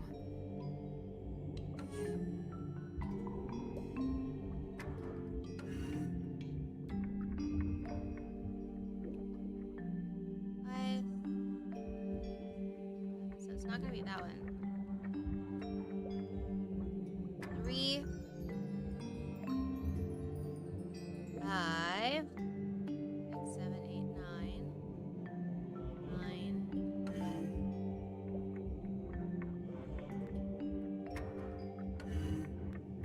4. 8. 4, 5, 6, 7. I did it.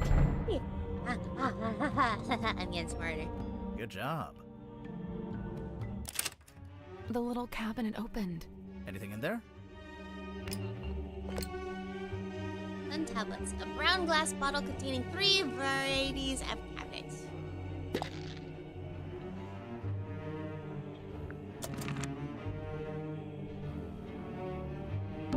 Wait, are these windows or lights? It is expanding. Both. It's a good idea, since you'd never get any natural light down here. This looks like dead coral. Is coral ever alive? Coral are marine animals, dude. What? 3 tables, arranged into a Z shape. It's actually more like an S from this angle. Oh, and maybe they were trying to write my name, but they ran out of tables. A little pot with a red crayon and a blue crayon. You're not going to pick it up? No? $10 says this turns out to be an important clue. You're on. Playing cards. Looks like someone got dealt a bad hand. Oh, really? I have no idea, I just thought that would sound cool. 3 tables, arranged into a Z shape. It's actually- Oh, and maybe they were... Pots and pans for cooking. It's another pufferfish. Pufferfish lamp. A timeless classic. Hey, it's a kitchen. We didn't have one of those last time. What? Nothing. At the other house, there was no kitchen. A picture of a fish. Delightful. Oh, I want to eat fish now. Fish sounds so good. Pots and pans for cooking. I guess this is the mess hall. It is kind of a mess, yeah.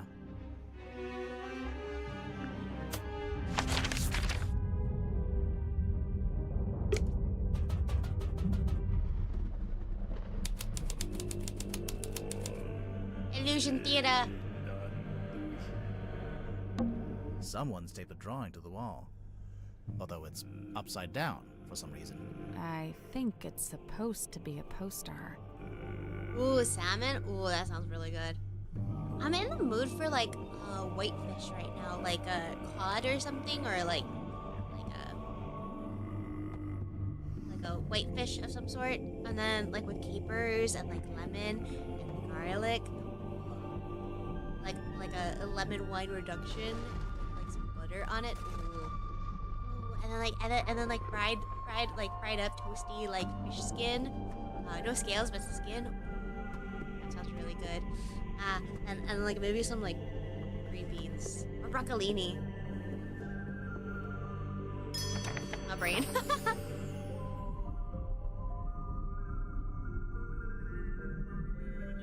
Peeper is a real fish? Peeper? What's peeper? Capers are like a vegetable. They're like a really salty pea. Peepers are a salty pea. But pufferfish, yeah, pufferfish are real. They have saltwater pufferfish and they have freshwater pufferfish. Freshwater pufferfish are funny. They're very sassy. They're very social too. Look, a hand-drawn poster taped to the pipe on the wall of the Illusion Theater for some reason is displayed upside down.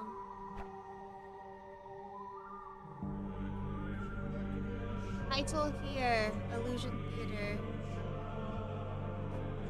Baroness Fortuna presents Lady of the Looking Glass, unfathomable beyond anything I can imagine. Inconceivable! I don't know what I believe anymore. Book tickets. Tuna Hall, Silkworm on the Sea, Monday through Saturday, starts at 8 p.m. Oh, that's cool.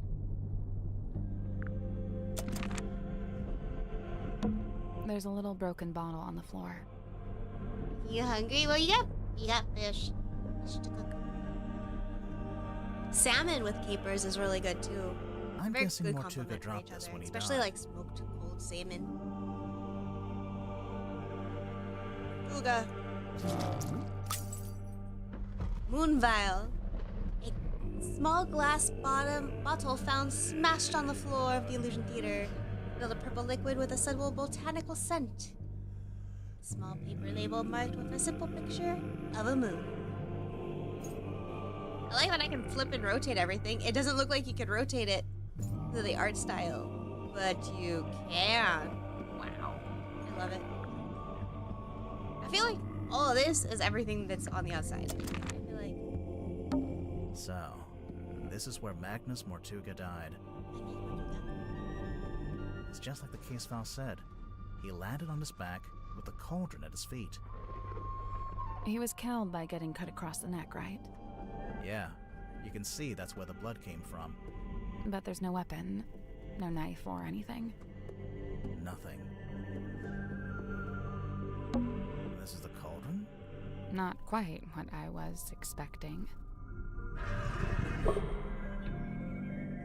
An ancient-looking stone cauldron was found in the illusion theater in front of Mortuga's body. The glittering interior of the cauldron is marked with several deep scratches. The exterior is spotted with algae and barnacles.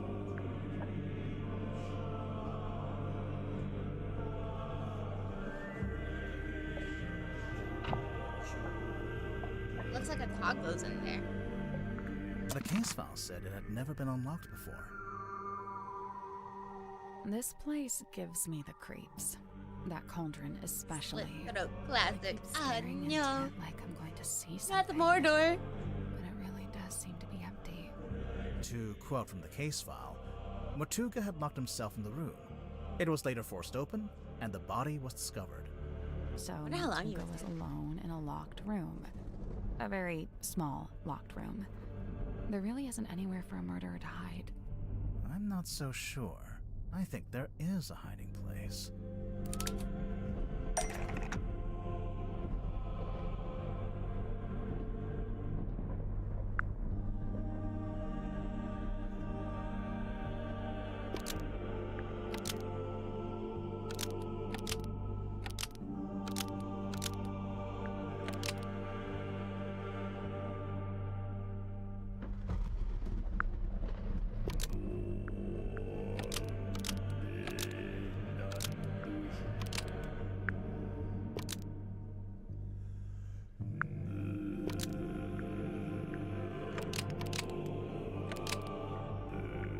Magnus Mortuga unlocked the cauldron and was killed by what was inside.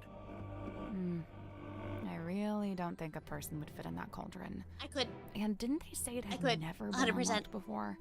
If that's true, there couldn't have been anyone in there. Right, I agree. I don't think it was a person. Then what? I don't know. But you have to wonder why it was kept locked in the first place. I'm guessing there was something pretty bad in there. Look, Mortuga died from a cut across his neck, not from some vague paranormal entity. Unless you're suggesting it was a vague paranormal entity with a knife? Did you get a good look at the inside of the cauldron? It's scratched There up. was something I noticed. Scratched.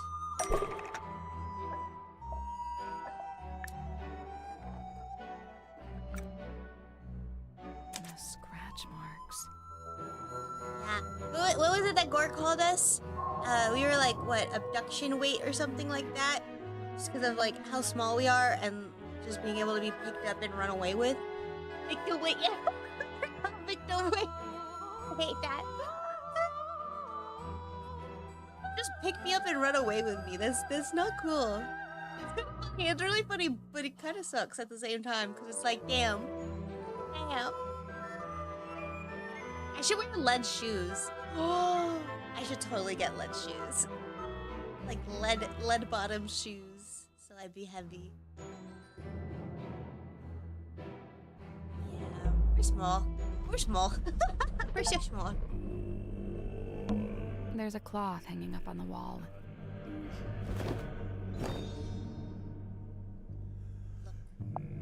A regular square thick silk cloth found hanging on the wall of the illusion theater. Stargazing girl. Someone's hung up a banner with the words Illusion Theater painted on it. What's the illusion, I wonder? You know, I think this room's had some kind of rebranding. Rebranding from what? What was it before?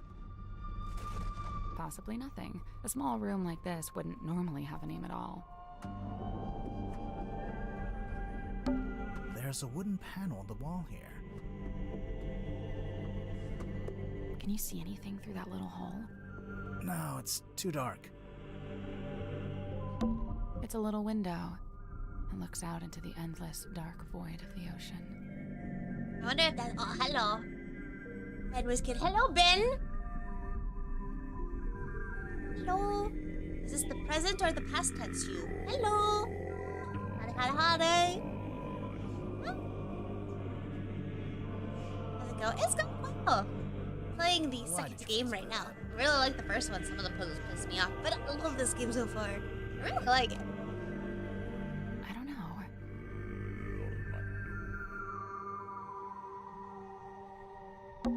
There's a drain along the back of the room. It's actually not a drain. Not right now. It's closed up. Better late than leather. I read it as better late than leather. And I was like, oh, I need to get some more. I missed it when you're okay. Oh, by a few days. That's totally fine. Happy anniversary from your friendly reminder that even if you don't know it or believe it, you are loved. Never forget that you're important to someone. You make their world brighter just being you. Aww. Thank you. I love that. Thank you so much. It's so sweet of you. Thank you. Thank you.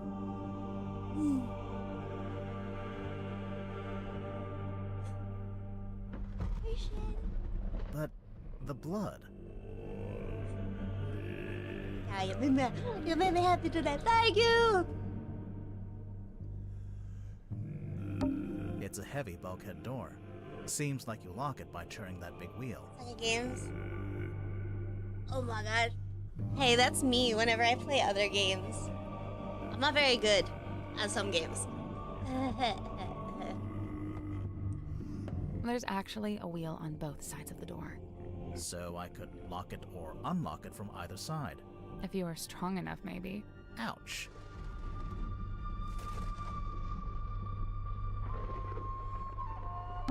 It's a heavy bulkhead door. There's actually, so I could. if you were strong Ouch. I think there's everything in this room.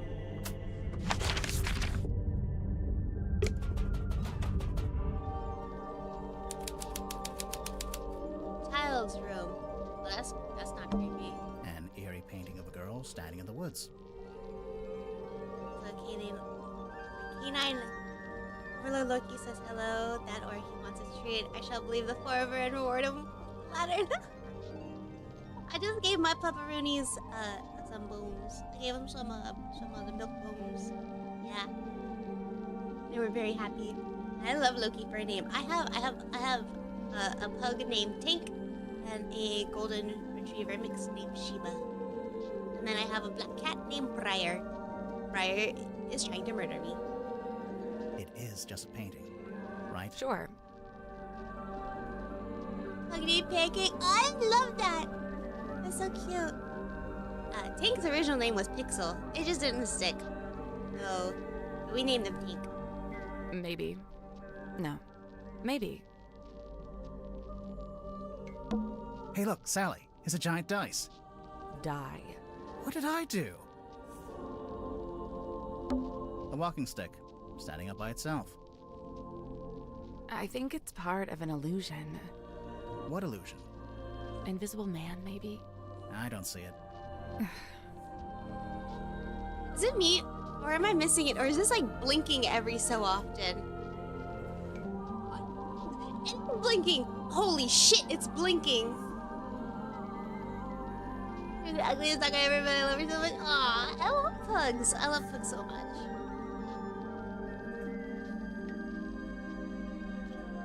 One tongue. It's just, no, it's totally blinking. An eerie painting is just a painting. Sure, maybe. No. Maybe. It is so blinking at us. It is so blinking at us. That is so creepy. Oh my god, that's creepy. It's a wooden chest. 2 Dutch owls, a miniature schnauzer, chihuahua, Australian velociraptor. Hell yeah. What's all this stuff on the top?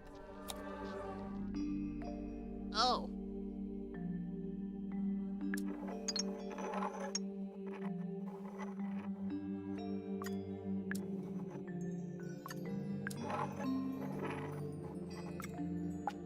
Oh, I can move this.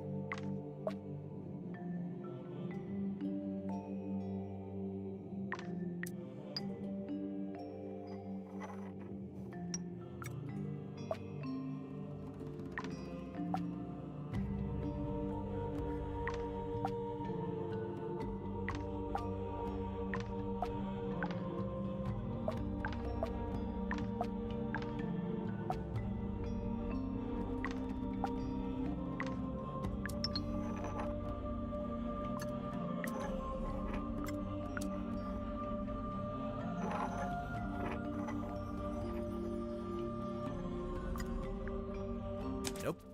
First things first, we need to make sense of that clue written on the box. Right. Surely it's the key to knowing where to put everything else. I was looking for behind the painting. Another year and 8 days. See you again. Give puppy bone. Give Loki bone for me. It's just the win. It's not the win. Edwin, how are you? Okay, I want to read what's on.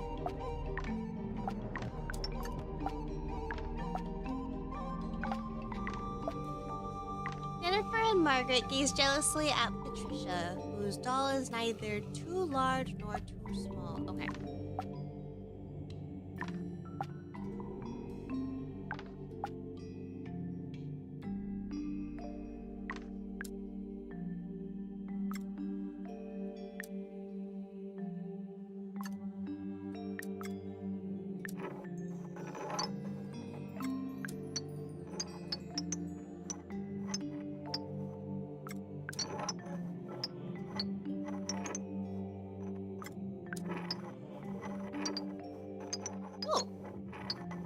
I can bonk him. Oh, that's fun. Sorry.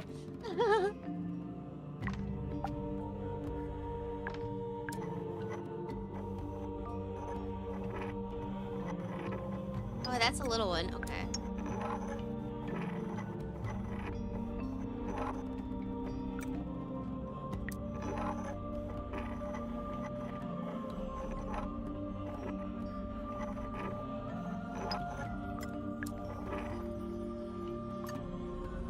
That's not it. So, the 6 cards can be put in pairs to make 3 images of the same girl. And then the glass lenses change and warp those images.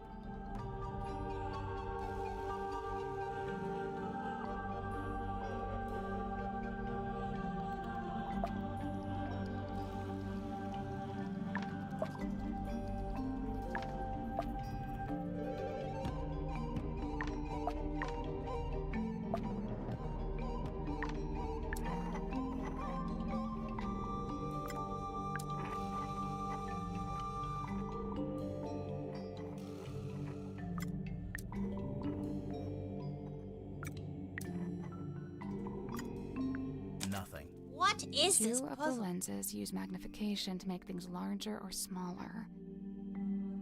God dang it, I hate the magnifying glass ones.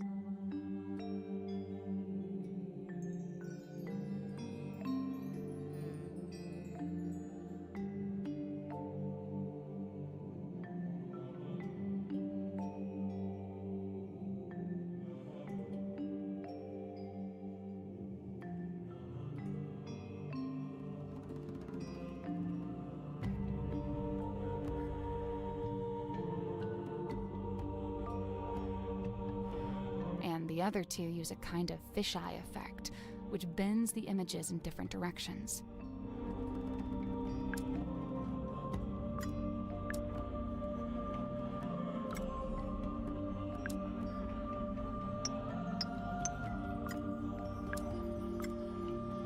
Nothing.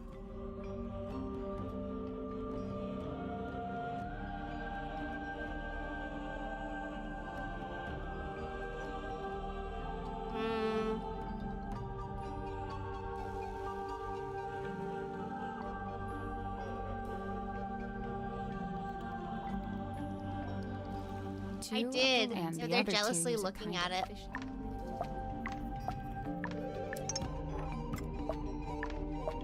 Says Jennifer and Margaret jealously gaze at Patricia, whose doll is neither. Oh wait, maybe because I was making it, they were looking at the doll rather than her.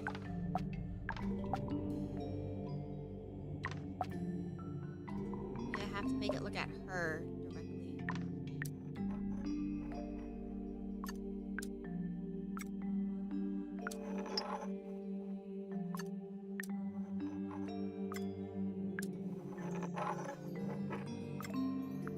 Oh, that was it. Bye, Fidgety! Thank you, because that was my first try. Yeah, very high. Very high. It opened. What's in there? That's not creepy or anything. A glass eyeball. A strange glass eye found in the child's room. It smells musty and unpleasant. Oh, yeah. Oh, what's that?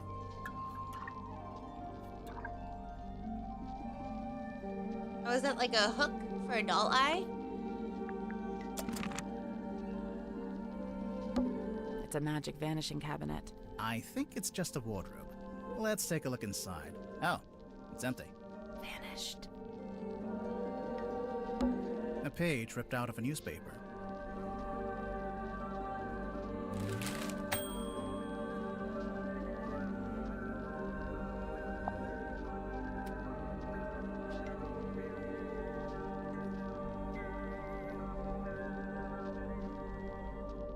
Read the cord. Back prepping cauliflower steak. Ooh, how are we gonna season it? I haven't had cauliflower steak in a long time. They stopped making those glass because they kept exploding due to pressure and the different. Oh, that's cool. I didn't know that. So everything is like resin now, right? Lady of the Looking Glass enchants audience. A young illusionist who goes by Symmetry Silkma, because why not, begins the show with her signature act, in which she somehow holds a parlance on her own reflection in a large antique mirror. The two symmetries, one seems to move independently of another, speak upon their morbid anxieties and intrusive thoughts, which transpires from the theme of the show at large. Even though I may have theories about how this trick was achieved, to the less cynical eye, it would be present through a thoroughly convincing spectacle. Mysterious Miss Silkmoth rounds off her performance with a surprisingly comedic set piece, in which she attempts to communicate with her departed Uncle Gregory, who also appears as an apparition within the crystal ball. However, it doesn't go as planned, and the audience laughs as Symmetry puts on hold in her life of disastrous attempts to telephone the afterlife. Overall, the show is triumphant, and a brush of mysticism sways with long after the final blow. Roderick Gribb's aeronautical precision, measurement and navigation instruments. Shipyard, rigging, reefing, restoring, repairs. Stovetop Inn, ales, wine, food. Fishing trips. Speak to the harbor master, Sylvia Seabohm. Silkworm Spectre, editor, Mr. T.W. Ibs. Catch of the day, mysterious serpent hauled ashore. 3 a.m., the witching hour, the moon is out. Dearest Selena creaks into the port as His once cheerful frame now seems burdened, heavy. It's a secret. Moment passes. What is this? Something is hauled upon the slime six rocks besides the silkworm harbor. A body, a creature. Its eyes are closed. No, wait. Look again. It has no eyes. A serpent of sort, but it has arms. So a dragon? No. That doesn't seem right. Serpent it is then. Full story on 4 and 5. Thank you for the gift of sub. Thank you. Oh.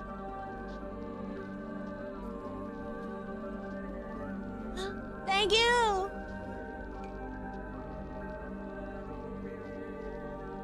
Ibis. Interesting.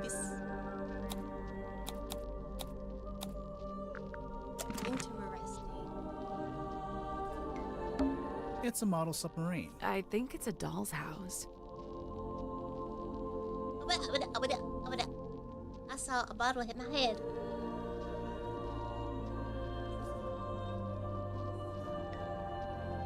Oh, there. I thought there was a pets channel. Yeah. If you want to make one, that'd be great. I appreciate it. The lamp fell over. Wow, you really are a detective. Yeah, we should have a pets channel. A set of wooden drawers.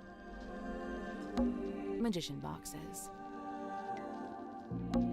Anyone important in those photos? I don't think so. Good. Hightail it out of this room. It's down here.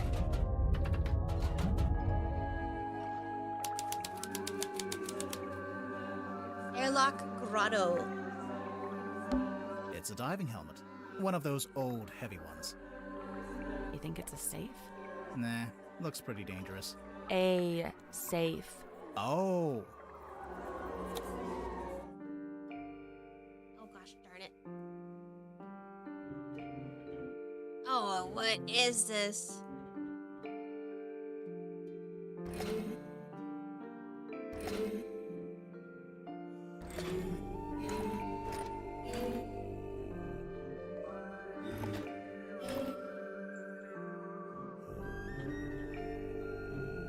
Oh wait, it's got a U shape there. U shape there. A U shape there. What is That's supposed not it. There are 9 dials placed around the diving helmet, and each one can be set to one of 4 different angles. The airflow?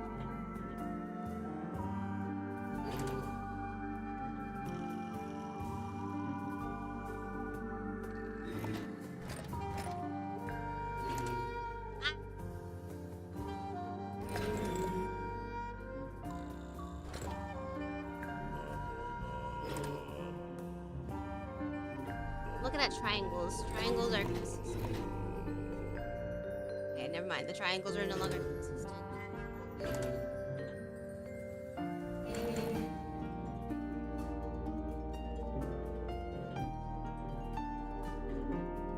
I guess that's wrong. The dials are connected by little pipes along the surface of the diving helmet. Specifically, the pipes attach to one of the 4 quadrants of each dial, each of which is bearing a symbol.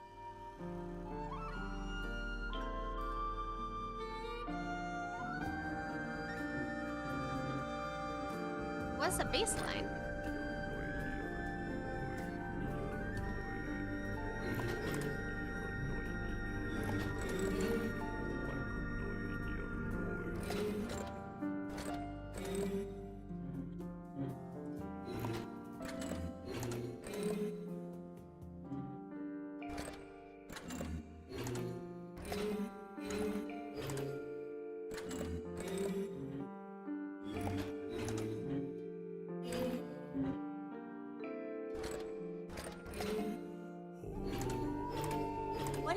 I don't even understand the logic of this. Basically, the pipes connect some symbols to other symbols. Right. I want to We take a just look need soon. to rotate the dials so all the connected symbols match. All the connected symbols match. Okay. Oh wait, so that to that. That's the plus. Triangle to triangle. Plus to plus. Diamond to diamond.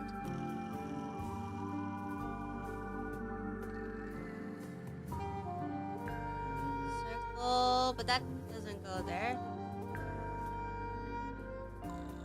Triangle, triangle. Fire, stop.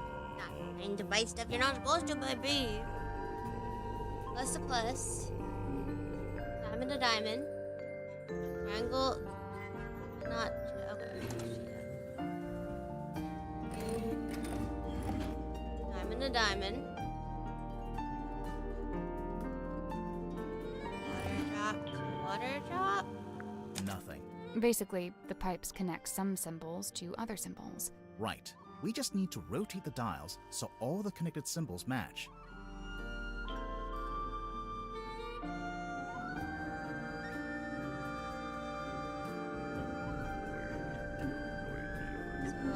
So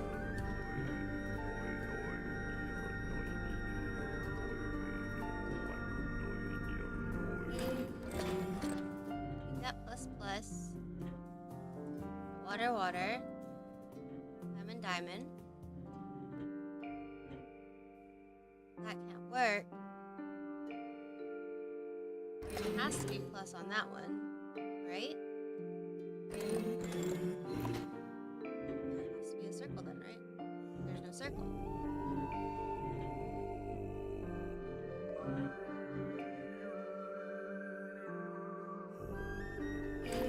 Cross. No diamond. Oh, there's a diamond. Diamond, U-shape. U-shape. Diamond, diamond. Plus, plus. Circle. That needs to be a circle.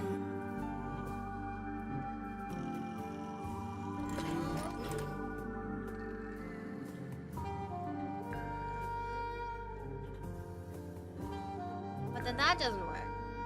Nothing. Basically, the pipe. Right. We just need to rotate.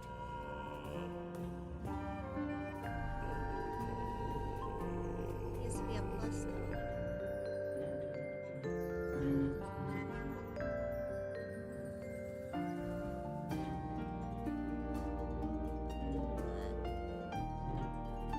Plus.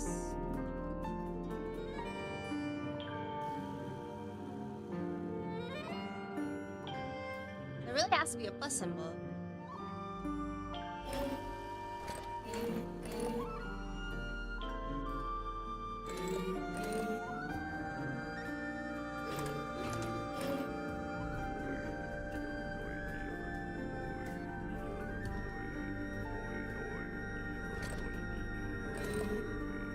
That doesn't work. What do you have over here? You push up that way.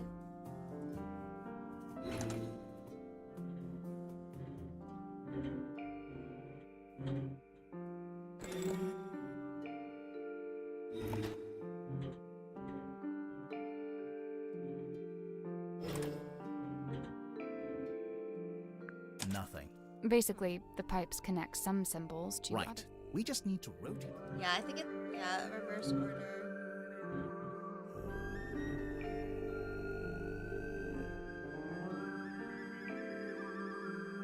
Tier. Plus plus. Tier plus plus.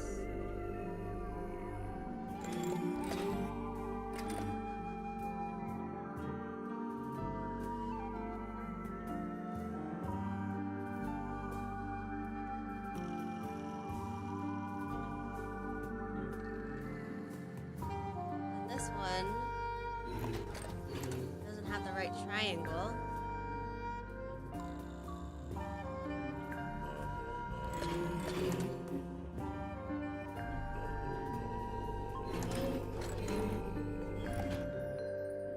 It's not the right triangle though.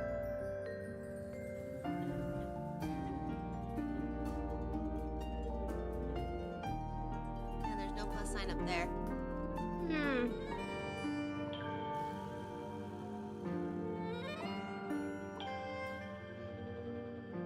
Yay!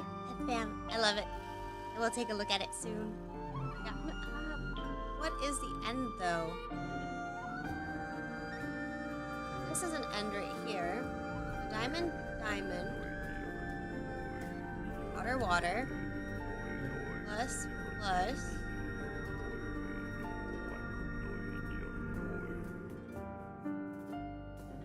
There needs to be something other than the plus.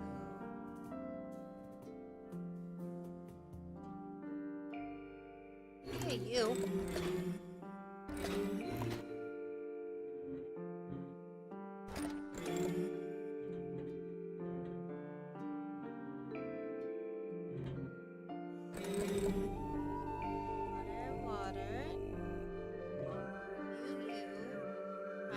Triangle, plus, plus, circle, circle, triangle, triangle, diamond, diamond, U-shape.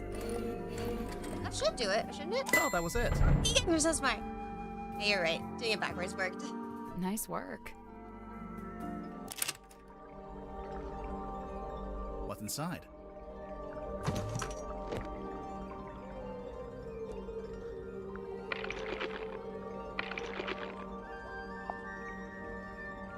Damn.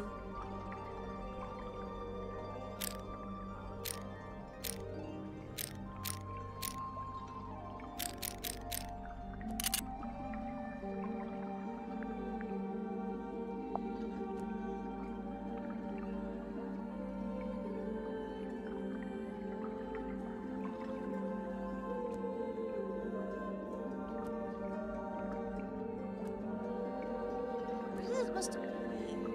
M&M, W&W. 3 lines of 3? I'll come back to that. Old glass bottles. Looks like they've all been salvaged from the ocean. Hey, this one has a message inside. Glass bottle, messily sealed with wax. A sheet of paper is rolled up inside. First in the cauldron. A small room within the bowels of a ship. His lifeless body lies in the shadows of an ancient stone cauldron. The cauldron's heavy iron lid has never been unlocked and has never been opened. For all his strength, he ultimately proved powerless against the lure of the unknown. On this morning, the cauldron had been unlocked. On this morning, it is wide open.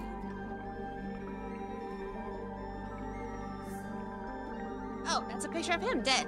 The cauldron, or the triple moon goddess, and then the dead guy.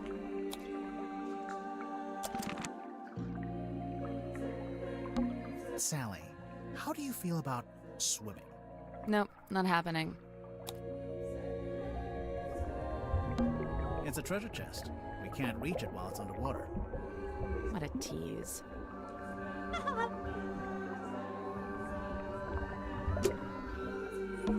That's a big mirror. It's the kind of mirror you'd walk through to get to Mirror World. You've been to Mirror World? What's it like? On reflection, it's not that great. Ugh. Oh my god, I love that. She sells seashells by the seashore. Terrible place to sell seashells. Anyone can get them for free. They're just lying around. It's a collection of small mirrors. You know, it might be fun to start a mirror collection. I could really see myself doing that. Why are these gates? Oh my god, the puns. Oh. Hey, it's me, Madam Tadpole. Yep, that's my name. First question. Go. Are you a mermaid, or what's the deal? Great question. Half mermaid. The top half, obviously. From the waist up, all mermaid. And as you can see, I have the legs of an ordinary human woman. An ordinary human woman? Who happens to be an Olympic-level swimmer. Second question. Go. So, Madam Tadpole, you're a professional swimmer? Or a professional mermaid? I'm not a professional anything, not anymore. I'm done with all that. Do you have gills? Nope, it's a tattoo. Sorry to disappoint. It's cool. Why'd you get it? I've always been real good at holding my breath underwater, like scary good. The other kids used to call me Fish Girl. Kids can be mean. I'd say they had it right. How come you're here on the submarine? Okay, so I like to go diving. In the sea, deep. Oh, like with an oxygen tank and a mask? No. I don't use any of that stuff. Anyway, so one time I went too deep. I wasn't going to come back up. I was pretty much done for. Somehow Magnus found me, pulled me into a submarine, brought me back. I owe him my life. Wait, so are you from Silkworm? Were you living in the town? Nope, I'm from far away. Then how come you were diving into this bit of ocean? Oh, well, yeah, I was visiting the town. For work. What kind of work? Performance art. Kinda. Like I said, I'm done with all that. So, Mortuga saved you from drowning, and you just decided to stay? It's where I belong. The ocean. I had my fill of living on land. I've got no interest in going back. Looks like you've made yourself pretty comfortable down here. Magnus offered me one of the bunk rooms, but I turned him down. And yeah, over time I turned the airlock into a nice little home for myself. Where did you get all this stuff? The mirrors, the bottles. Shipwrecks, shipping containers, you name it. If it falls into the ocean, I consider it fair game. You go swimming out in the actual ocean. Of course. Isn't it cold? And what about the water pressure? What about him? That's for other people to worry about. What about him? How do you get out into the sea? Or do you just go from up on deck? See that hole in the middle of the room? Leads down into a big old water tank with a door that leads outside. I go out into the ocean every single day. Jeez, I'm impressed. Like I said, this is where I belong. How long have you been living here? I stopped worrying about times and dates. It doesn't mean much down here. But I know I arrived after Sim and before Dirk. Do you get on with the other suspects? Oh, sure. It's a nice group. I was closest with Magnus, though. He was one of a kind. One of a kind. I remember the sub did a weird kind of tilt. Don't know what it was, but anyway, it woke me up. So yeah, I'm trying to go back to sleep, but I can't because now there's all these footsteps outside my room. I get up and check outside. Nothing. So I check the bilge. Was anyone in there? No, but something's dripping into the water. I get a closer look and it's blood coming through the drain that connects to the room above. So I head up there to check. The door's locked. I open it up. You unlocked it? How? By turning the wheel. So okay, I guess it's not really locked. More like shut. Could anyone turn that wheel? Probably not. It takes some upper body strength. I go inside and that's when I find him. Dead. Killed, looks like. I get angry. He looks like I'm a out for Wii figure. revenge. I gotta find the guy who did it. So I run to the mess hall. Nobody. Climb up to the parlor. Nobody. Then I notice the hatch up to the foredeck was left open. Someone's making an escape, I think. Cowardly. I go up on deck. Nobody. I look across to the aft deck. Let me guess. Nobody. Nah, there was a demon. Yep. Glowing eyes, single horn coming out of the head, like an antler, kind of. Was it a person? I don't know, maybe. It was dark. Like I could singular only really antler make out horn. the eyes, and it wasn't looking at me. It was looking out to the side, at the ocean, I guess. Then it starts talking. What did it say? No idea. Alien language. What? Okay, even I'm making notes now. This is the best demon we ever got. Oh yeah. There was this big green light. Not sure where it was coming from, though. It Aliens? can't be Oh my anything God. good, I figure. Interesting. Better put a stop to it. So I took one of the oars off the old rowing boat and threw it. Hard. Direct hit. Its head came off, pretty sure. I saw it fall into the ocean. Suspect vanquishes demon with improvised javelin. After that, the green glow went away, so now it's too dark to see anything. I want to be sure, so I jump off the side and swim over to the aft deck. But nope, nothing. Then I dive down past the back of the sub to take a look around. Did you see anyone? No. No. How should I put this? I'm pretty sure I was being watched. Like I could feel something was out there with me. I don't know. Sorry. Did you ever find the head Alien of mermaids. the demon or whatever That'd it be a was? cool concept. an You alien said it mermaid. fell into the ocean. Oh yeah, I did actually. It was right there, floating in the water. Turns out it was this Driving, though. leather mask kind of thing. A mask? Like a full head mask, you know, kind of like a balaclava. Do you still have it? Nope. I took it back inside the submarine, left it right here in the airlock, and, it's gone. I think it got stolen. That's, disappointing. Tadpole, you didn't finish your statement. Right. I left the airlock, told Cynthia to gather up the others and come up to the storeroom. Zephyr was in the mess hall. I told him to come too. So I go to the storeroom. Dirk's there with Worman and Sim. Everyone else shows up shortly after. So, you all gathered at the crime scene. What happened? Nobody wanted to admit to murder, so it was a bit of a stalemate. Most of the others made excuses and scurried off. Zephyr, Grip, and I stayed behind. Sounds logical. I guess we were the ones who knew Magnus best. That's it. Story's over. Get out of here. Oh. I really liked him. He wasn't like anyone else I've met. What did you like about him? He was this great combination of super introverted and super proactive. Like you'd be complaining that you had a headache or whatever, and he wouldn't say a word. But then the next morning, you'd wake up and find painkillers beside your bed. Wow. Aw, that's Creepy, sneaking into your room at night. And where would you get painkillers on a submarine? The point is, he actually cared about other people. Really, the only person he was hard on was himself. Go on. Well, for one, he never let himself leave the submarine, even if he wanted to. Did he want to? I think so. Then what was stopping him? I wish I could say.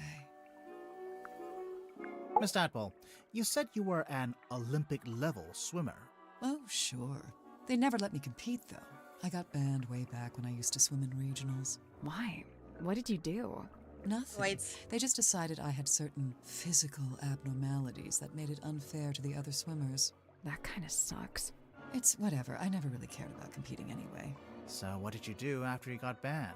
Oh, you know, left home, traveled, got a job, quit that job, traveled some more. And, have you always been green? Oh, you finally built up the courage to ask, huh? No, it was a reaction to some chemicals we used in a little water tank I used to swim in. The doctor said it's reversible, but I couldn't afford the treatment, so yeah, I'm green. Yeah, I'm green.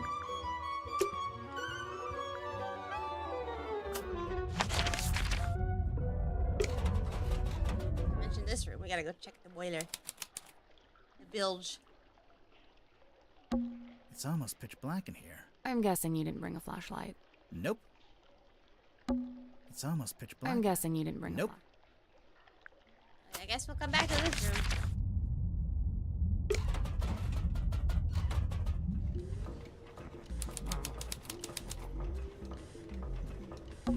Hello? Is anyone there? I think there's someone in that basket.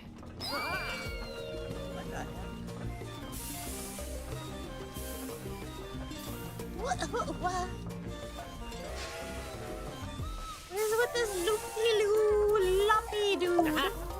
What on earth are you doing? Aha! Customers, come in, and welcome to Mr. Grip's Emporium.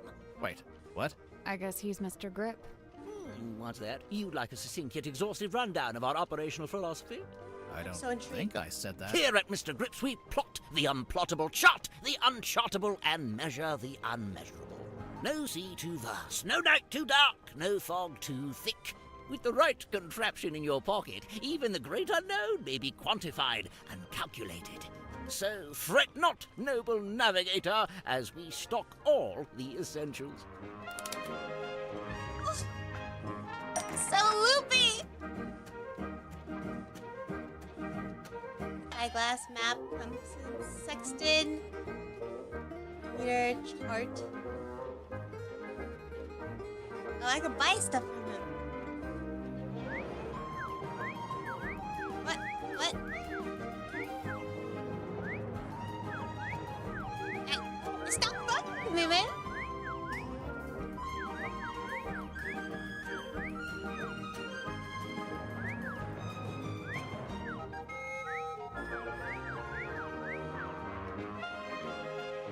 I'm sorry, you can't afford this item.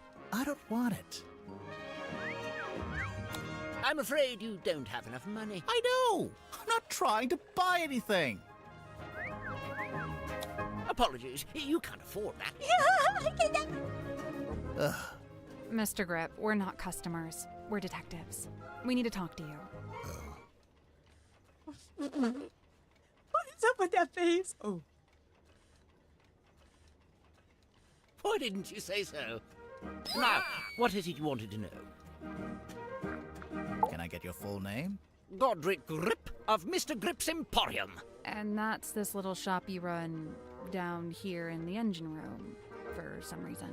This is merely the newest branch. The flagship site is back in Circuum-on-Sea. Yeah, we saw it. It's all boarded up. Yes, well, I can't make a living selling compasses to the ghosts in a ghost town, can I? So that's what you do? Sell compasses? Seems kinda niche. We buy, sell, and service all manner of nautical navigation equipment. What's that? Ah, yes, we also provide cartographic consultation. We'll analyze and decipher any map, all for a low, low fee. Some maps may be invalid. Fee to be decided on a case-by-case basis. Sorry, did you just talk to your stick? You mean Cornelius Kane? And he's given it a name. Great. Don't ask any follow-up questions. Maybe he'll let us move on. How'd you wind up here? I crashed my hot air balloon into the twins ocean. now. Whole thing came down. Dreadful. And of course, I've never been a swimmer. Don't have the upper body strength. How'd you crash your balloon? A rather spirited disagreement with a flock of migratory pelicans led to an abrupt Sure, okay. And the actual reason? storm. There we go. Wait, so you're an aeronaut? I thought you were a shopkeeper. Yes, well, you're quite right, of course. But I've been inspired to leave my shop behind and head out on a journey of discovery into the great unknown. That was the plan, at least. As you can see, I didn't make it very far at all. So there's a storm, the balloon crashes, you fall into the ocean. Then what? Enter Captain Mortuga. He finds me adrift, fishes me out of the water, and promptly places me here. In the engine room? Was every other room taken? On the contrary, only Mortuga and Zephyr were living here when I arrived, so I rather had the run of the place. Cornelius and I just agreed this would be the best place to set up shop. His staff is named Why did you Cornelius. set up your shop again? You just said you'd been inspired to leave it behind. I had to make myself useful somehow, didn't I?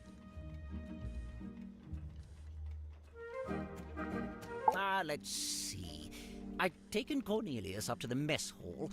Poor fellow needed a little repair work, you see. Were you alone up there?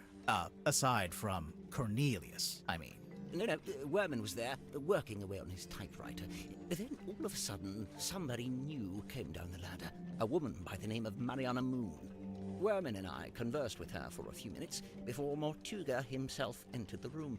He passed through towards the child's room and the storeroom, but before he left, he asked us to provide Mariana with a tour of the submarine. Werman feigned a sudden fatigue and slithered off back to his room, leaving me as the solitary tour guide. You do kinda look like a tour guide, to be honest. Yes, well, I won't bore you with a blow-by-blow. I'm sure Mariana will cover that in her statement. Suffice it to say, we ended up in the bilge at the very back of the submarine. And there we were, standing in the dark, when all of a sudden, a voice echoed down from above. Mortuga's voice? No, a young woman's, possibly two different women. The voices were followed by the sound of a blade, and finally a dull thud, like something hitting the ground. Sounds like a murder to me. What did Mariana make of all this? Well, apparently satisfied by our impromptu eavesdropping session, she made her farewells and left. You didn't go with her? No, I stayed a little longer. Did you hear any other weird noises? I did. First, the sound of the storeroom door wrenching open and then closing again. Secondly, some kind of short, heavy scrape, mechanical. And finally, a dull thud, like something hitting the ground. Sorry, again? How many murders were there? I didn't really know what to do with myself after that, but an unexpected lurch of the submarine caused me to very nearly topple over into the bilge water.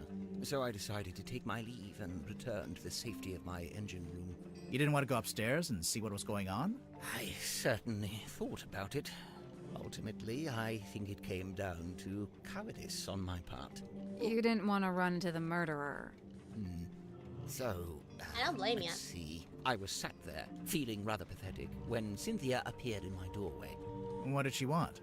Well, she had a compass she wanted me to fix. I agreed to take a look at it for her, but that wasn't the end of it. She then told me she'd been asked to bring me upstairs, along with everyone else. And so, after fetching Mariana from next door, the three of us went up to the storeroom. I saw Mortuga's body laying on the floor, saw the cut across his neck. The cowardice I'd felt before, compounded. Tadpole spoke to the room. She wanted a confession, or even just an explanation. It goes without saying that nobody was willing to offer one. Really, that's the end of it. After that, several things happened very quickly. Cynthia became captain, decided to bring in a detective. You two arrived, and here we are. Oh.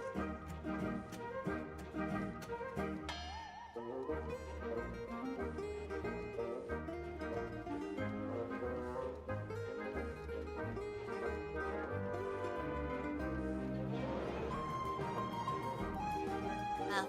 His music is very upbeat. He looks like he's seen stuff. He looks like he's seen stuff. I'm convinced Tadpole is just branding. Nobody names their child Tadpole. Come on. Why would she need branding? You're serious? She's all branding. The name, the look, the identity as a half mermaid, it's all theatrics. I just don't get why she'd need to have a fake identity. Give me a second. No, she doesn't. Not anymore. It's vestigial, I think. Left over from Hey there, give me a second. I'll be right there. Weird, isn't it? Bringing your old branding with you onto the submarine. What would be the point?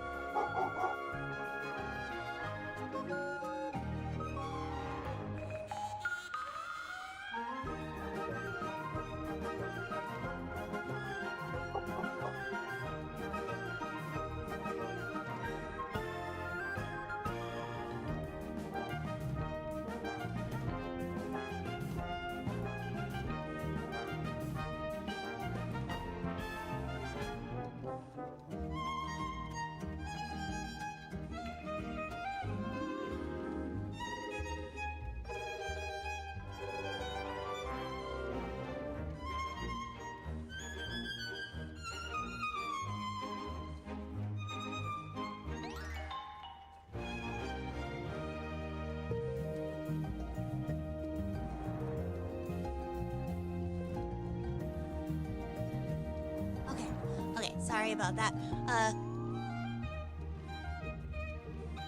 My neighbor came by and dropped off some banana and chocolate chip muffins as a treat. Yeah, my neighbor brought over snacks. I'll have one later. I'm excited. He lived and worked in the inn opposite my emporium. I'd see him when I offered my custom at the inn, and in return, he'd come by my shop. As a sailor, Mortuga shared in my interest of nautical navigation. He even hired me for a job once. Did he tell you he was planning to go live on a submarine? I don't think he told anybody. They look really and they smell really good. Largely unsatisfactory. Eat them soon. Rooms. Yeah, They I'm said good he neighbors. I'm good disappeared neighbors. into the sea, whatever that was supposed to mean. The first time I laid eyes on his eponymous submarine was when it rescued me from my fallen balloon.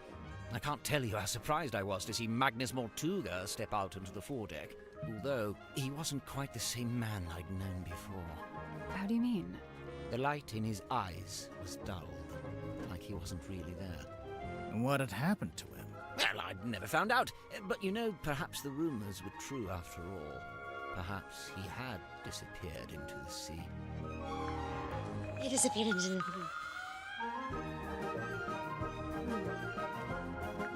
Before this thrilling little jaunt on the Mortuga submarine, I'd lived in Silkworm all my life. I worked for my father and eventually inherited his business. Gorman Grip's nautical and aeronautical precision measurement and navigation instruments. Snappy title. I eventually trimmed the name down to just Mr. Grip's Emporium. That was around the same time I hired young Cornelius here as a much-needed second pair of hands. He's a stick. Grip. He does not have hands. Yes, running that business was my whole life for many years. Slow, sometimes tedious work, but I was extremely good at it. I especially relished in the task of deciphering and restoring old maps. The more decrepit they were, the more I enjoyed it. And now you live in the engine room of a submarine. Must be a big change. Yes and no. Yeah, no, my neighbors are great. I'll bring over barbecue or meat or like stuff to them. They just had a baby too. So, the baby, she's like, she's almost a year now. Yeah, so I'll bring them food, and then I'll share whiskey over the fence. I'll share whiskey with them over the fence and stuff like that. So like we like cook for each other and stuff like that. Like say hi. Plan on doing a barbecue sometime, but I don't know when. We're gonna do a barbecue sometime.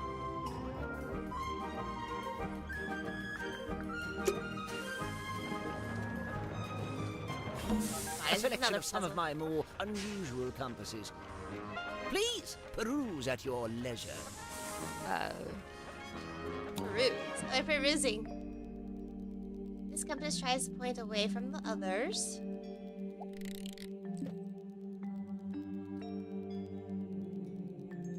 Okay, so that'd be that one then.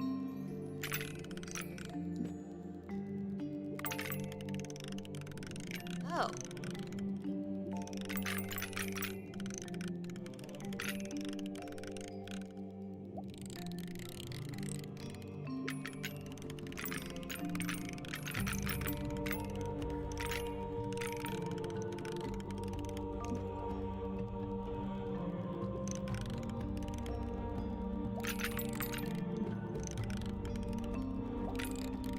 Actually a clock in disguise.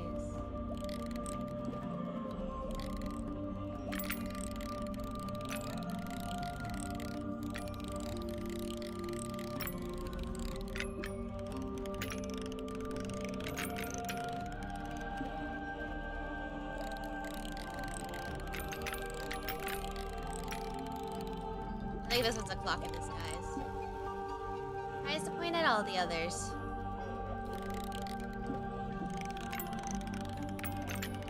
Oh, nope, this one tries to point out all the others.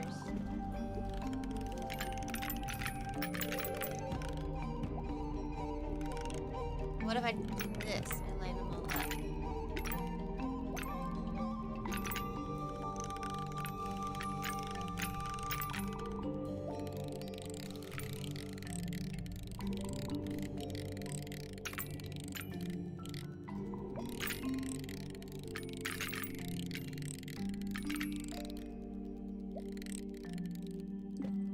I'm pretty sure that one's the clock.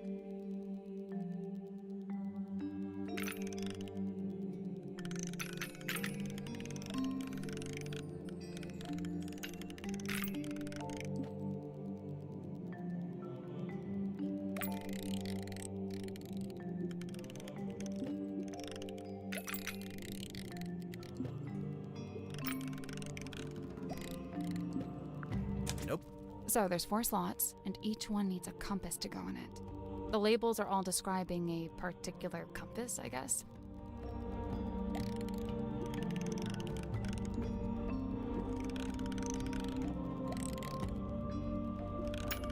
I'm pretty sure this is the clock in disguise.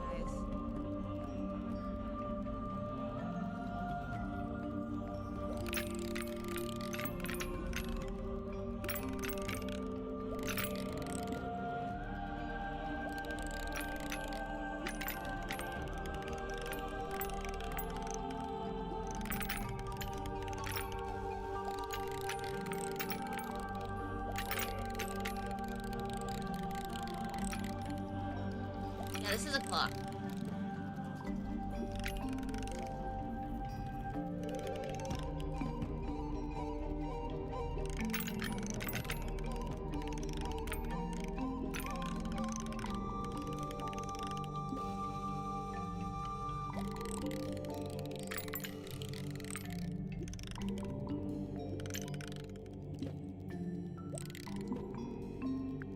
That's the one. Oh, I got it!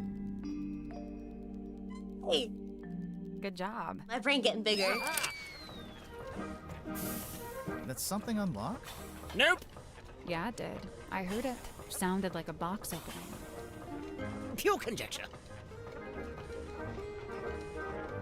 It's a big compass.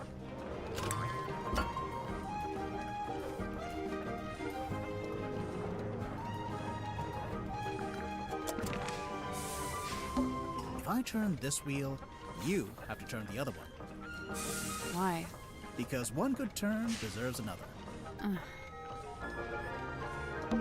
What's this bit? Oh, that's the wiggler. What does it do? It wiggles. Who are these guys? Just some of my satisfied customers. We already solved it. Is that the balloon part of a hot air balloon? I think so. And it's branded with a logo. Mr. Grip's Emporium. How many mystery riders does it take to change a light bulb? 2. One to hold the bulb, and the other to give it an unexpected twist. Oh, that's funny. That's funny. Nice. A giant cog. Maybe I should touch it. Grimoire, what did I tell you when we first met? But if I ever get stuck in a giant cog, you wouldn't pull me out. Noisy, dangerous, confusing. Yep, it's an engine room. I thought you were talking about me. It's open. What is that? Some kind of... That is not for sale. Please don't touch it. Too late. Sorry.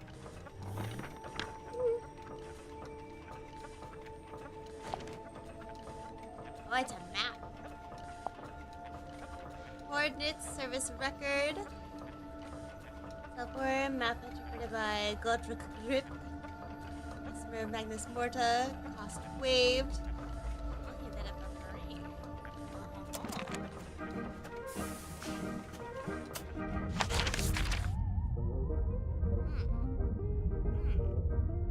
Very intrigued. We can't get in there right now.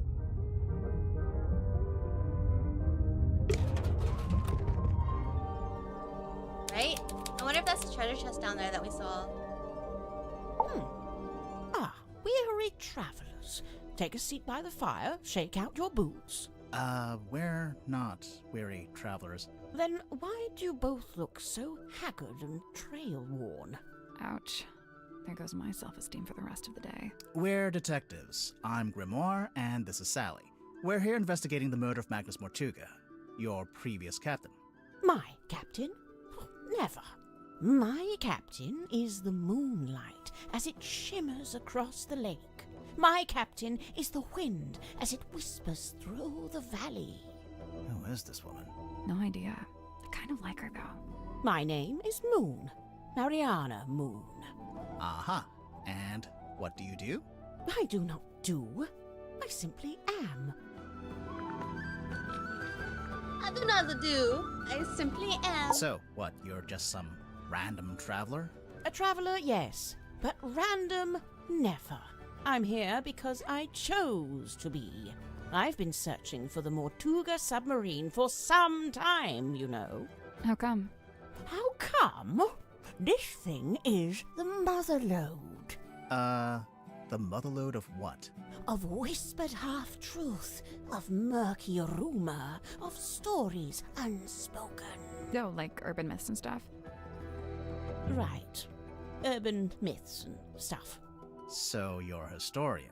Historian, storyteller, rambler, ambler, fireside gambler. How long have you been here?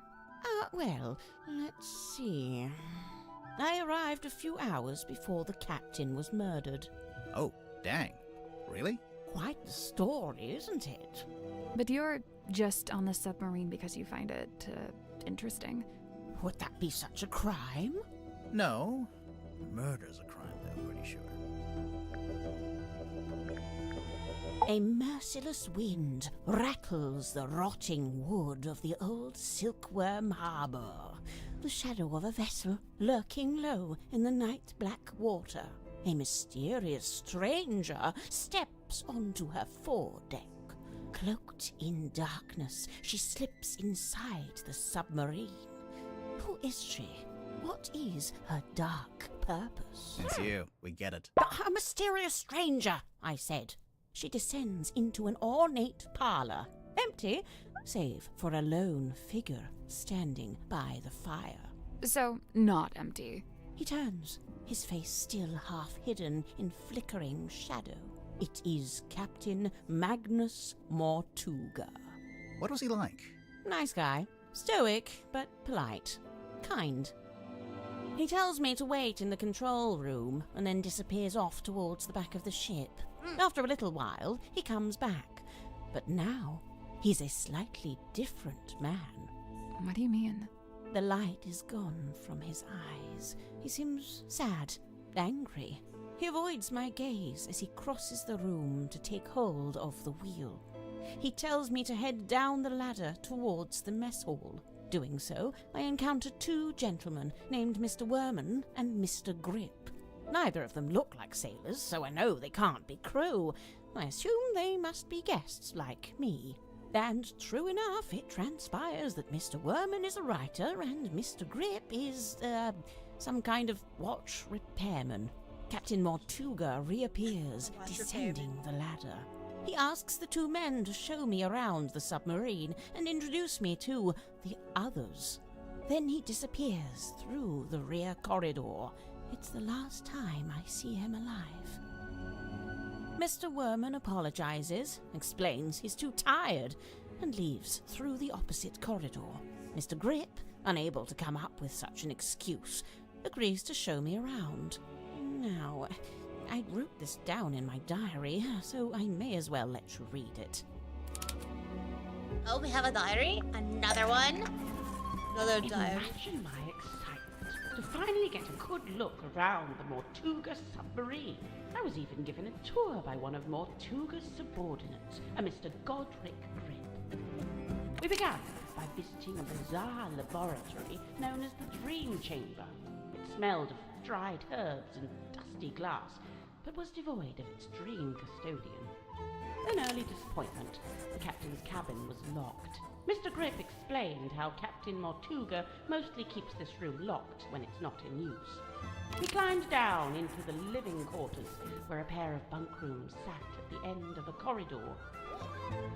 The first smells of crane dust and unwatered flowers. A young woman was laying in her bed, poring over an old document. She hastily hid the document away and introduced herself as Miss Cynthia Seafoam, a name to remember, dear reader, as she will shortly become quite important. Of course I do that, dear Rita. They did the Bridgerton thing. It's a oh my god, they did the Bridgerton thing. Dear Rita. Loveliest, dearest Rita, whatever. The second bunk room smelled of aftershave and desperation. Madam Winseldam or Mr. James whatever. Werman and Mr. Dirk Dansom both appeared to be asleep, so we decided not to intrude. Next on the tour, a room inhabited, by the looks of things, by a young child who is also a stage magician. Sadly, this mythical child magician is nowhere to be seen. The room at the very end of the hallway was sealed with a heavy bulkhead door.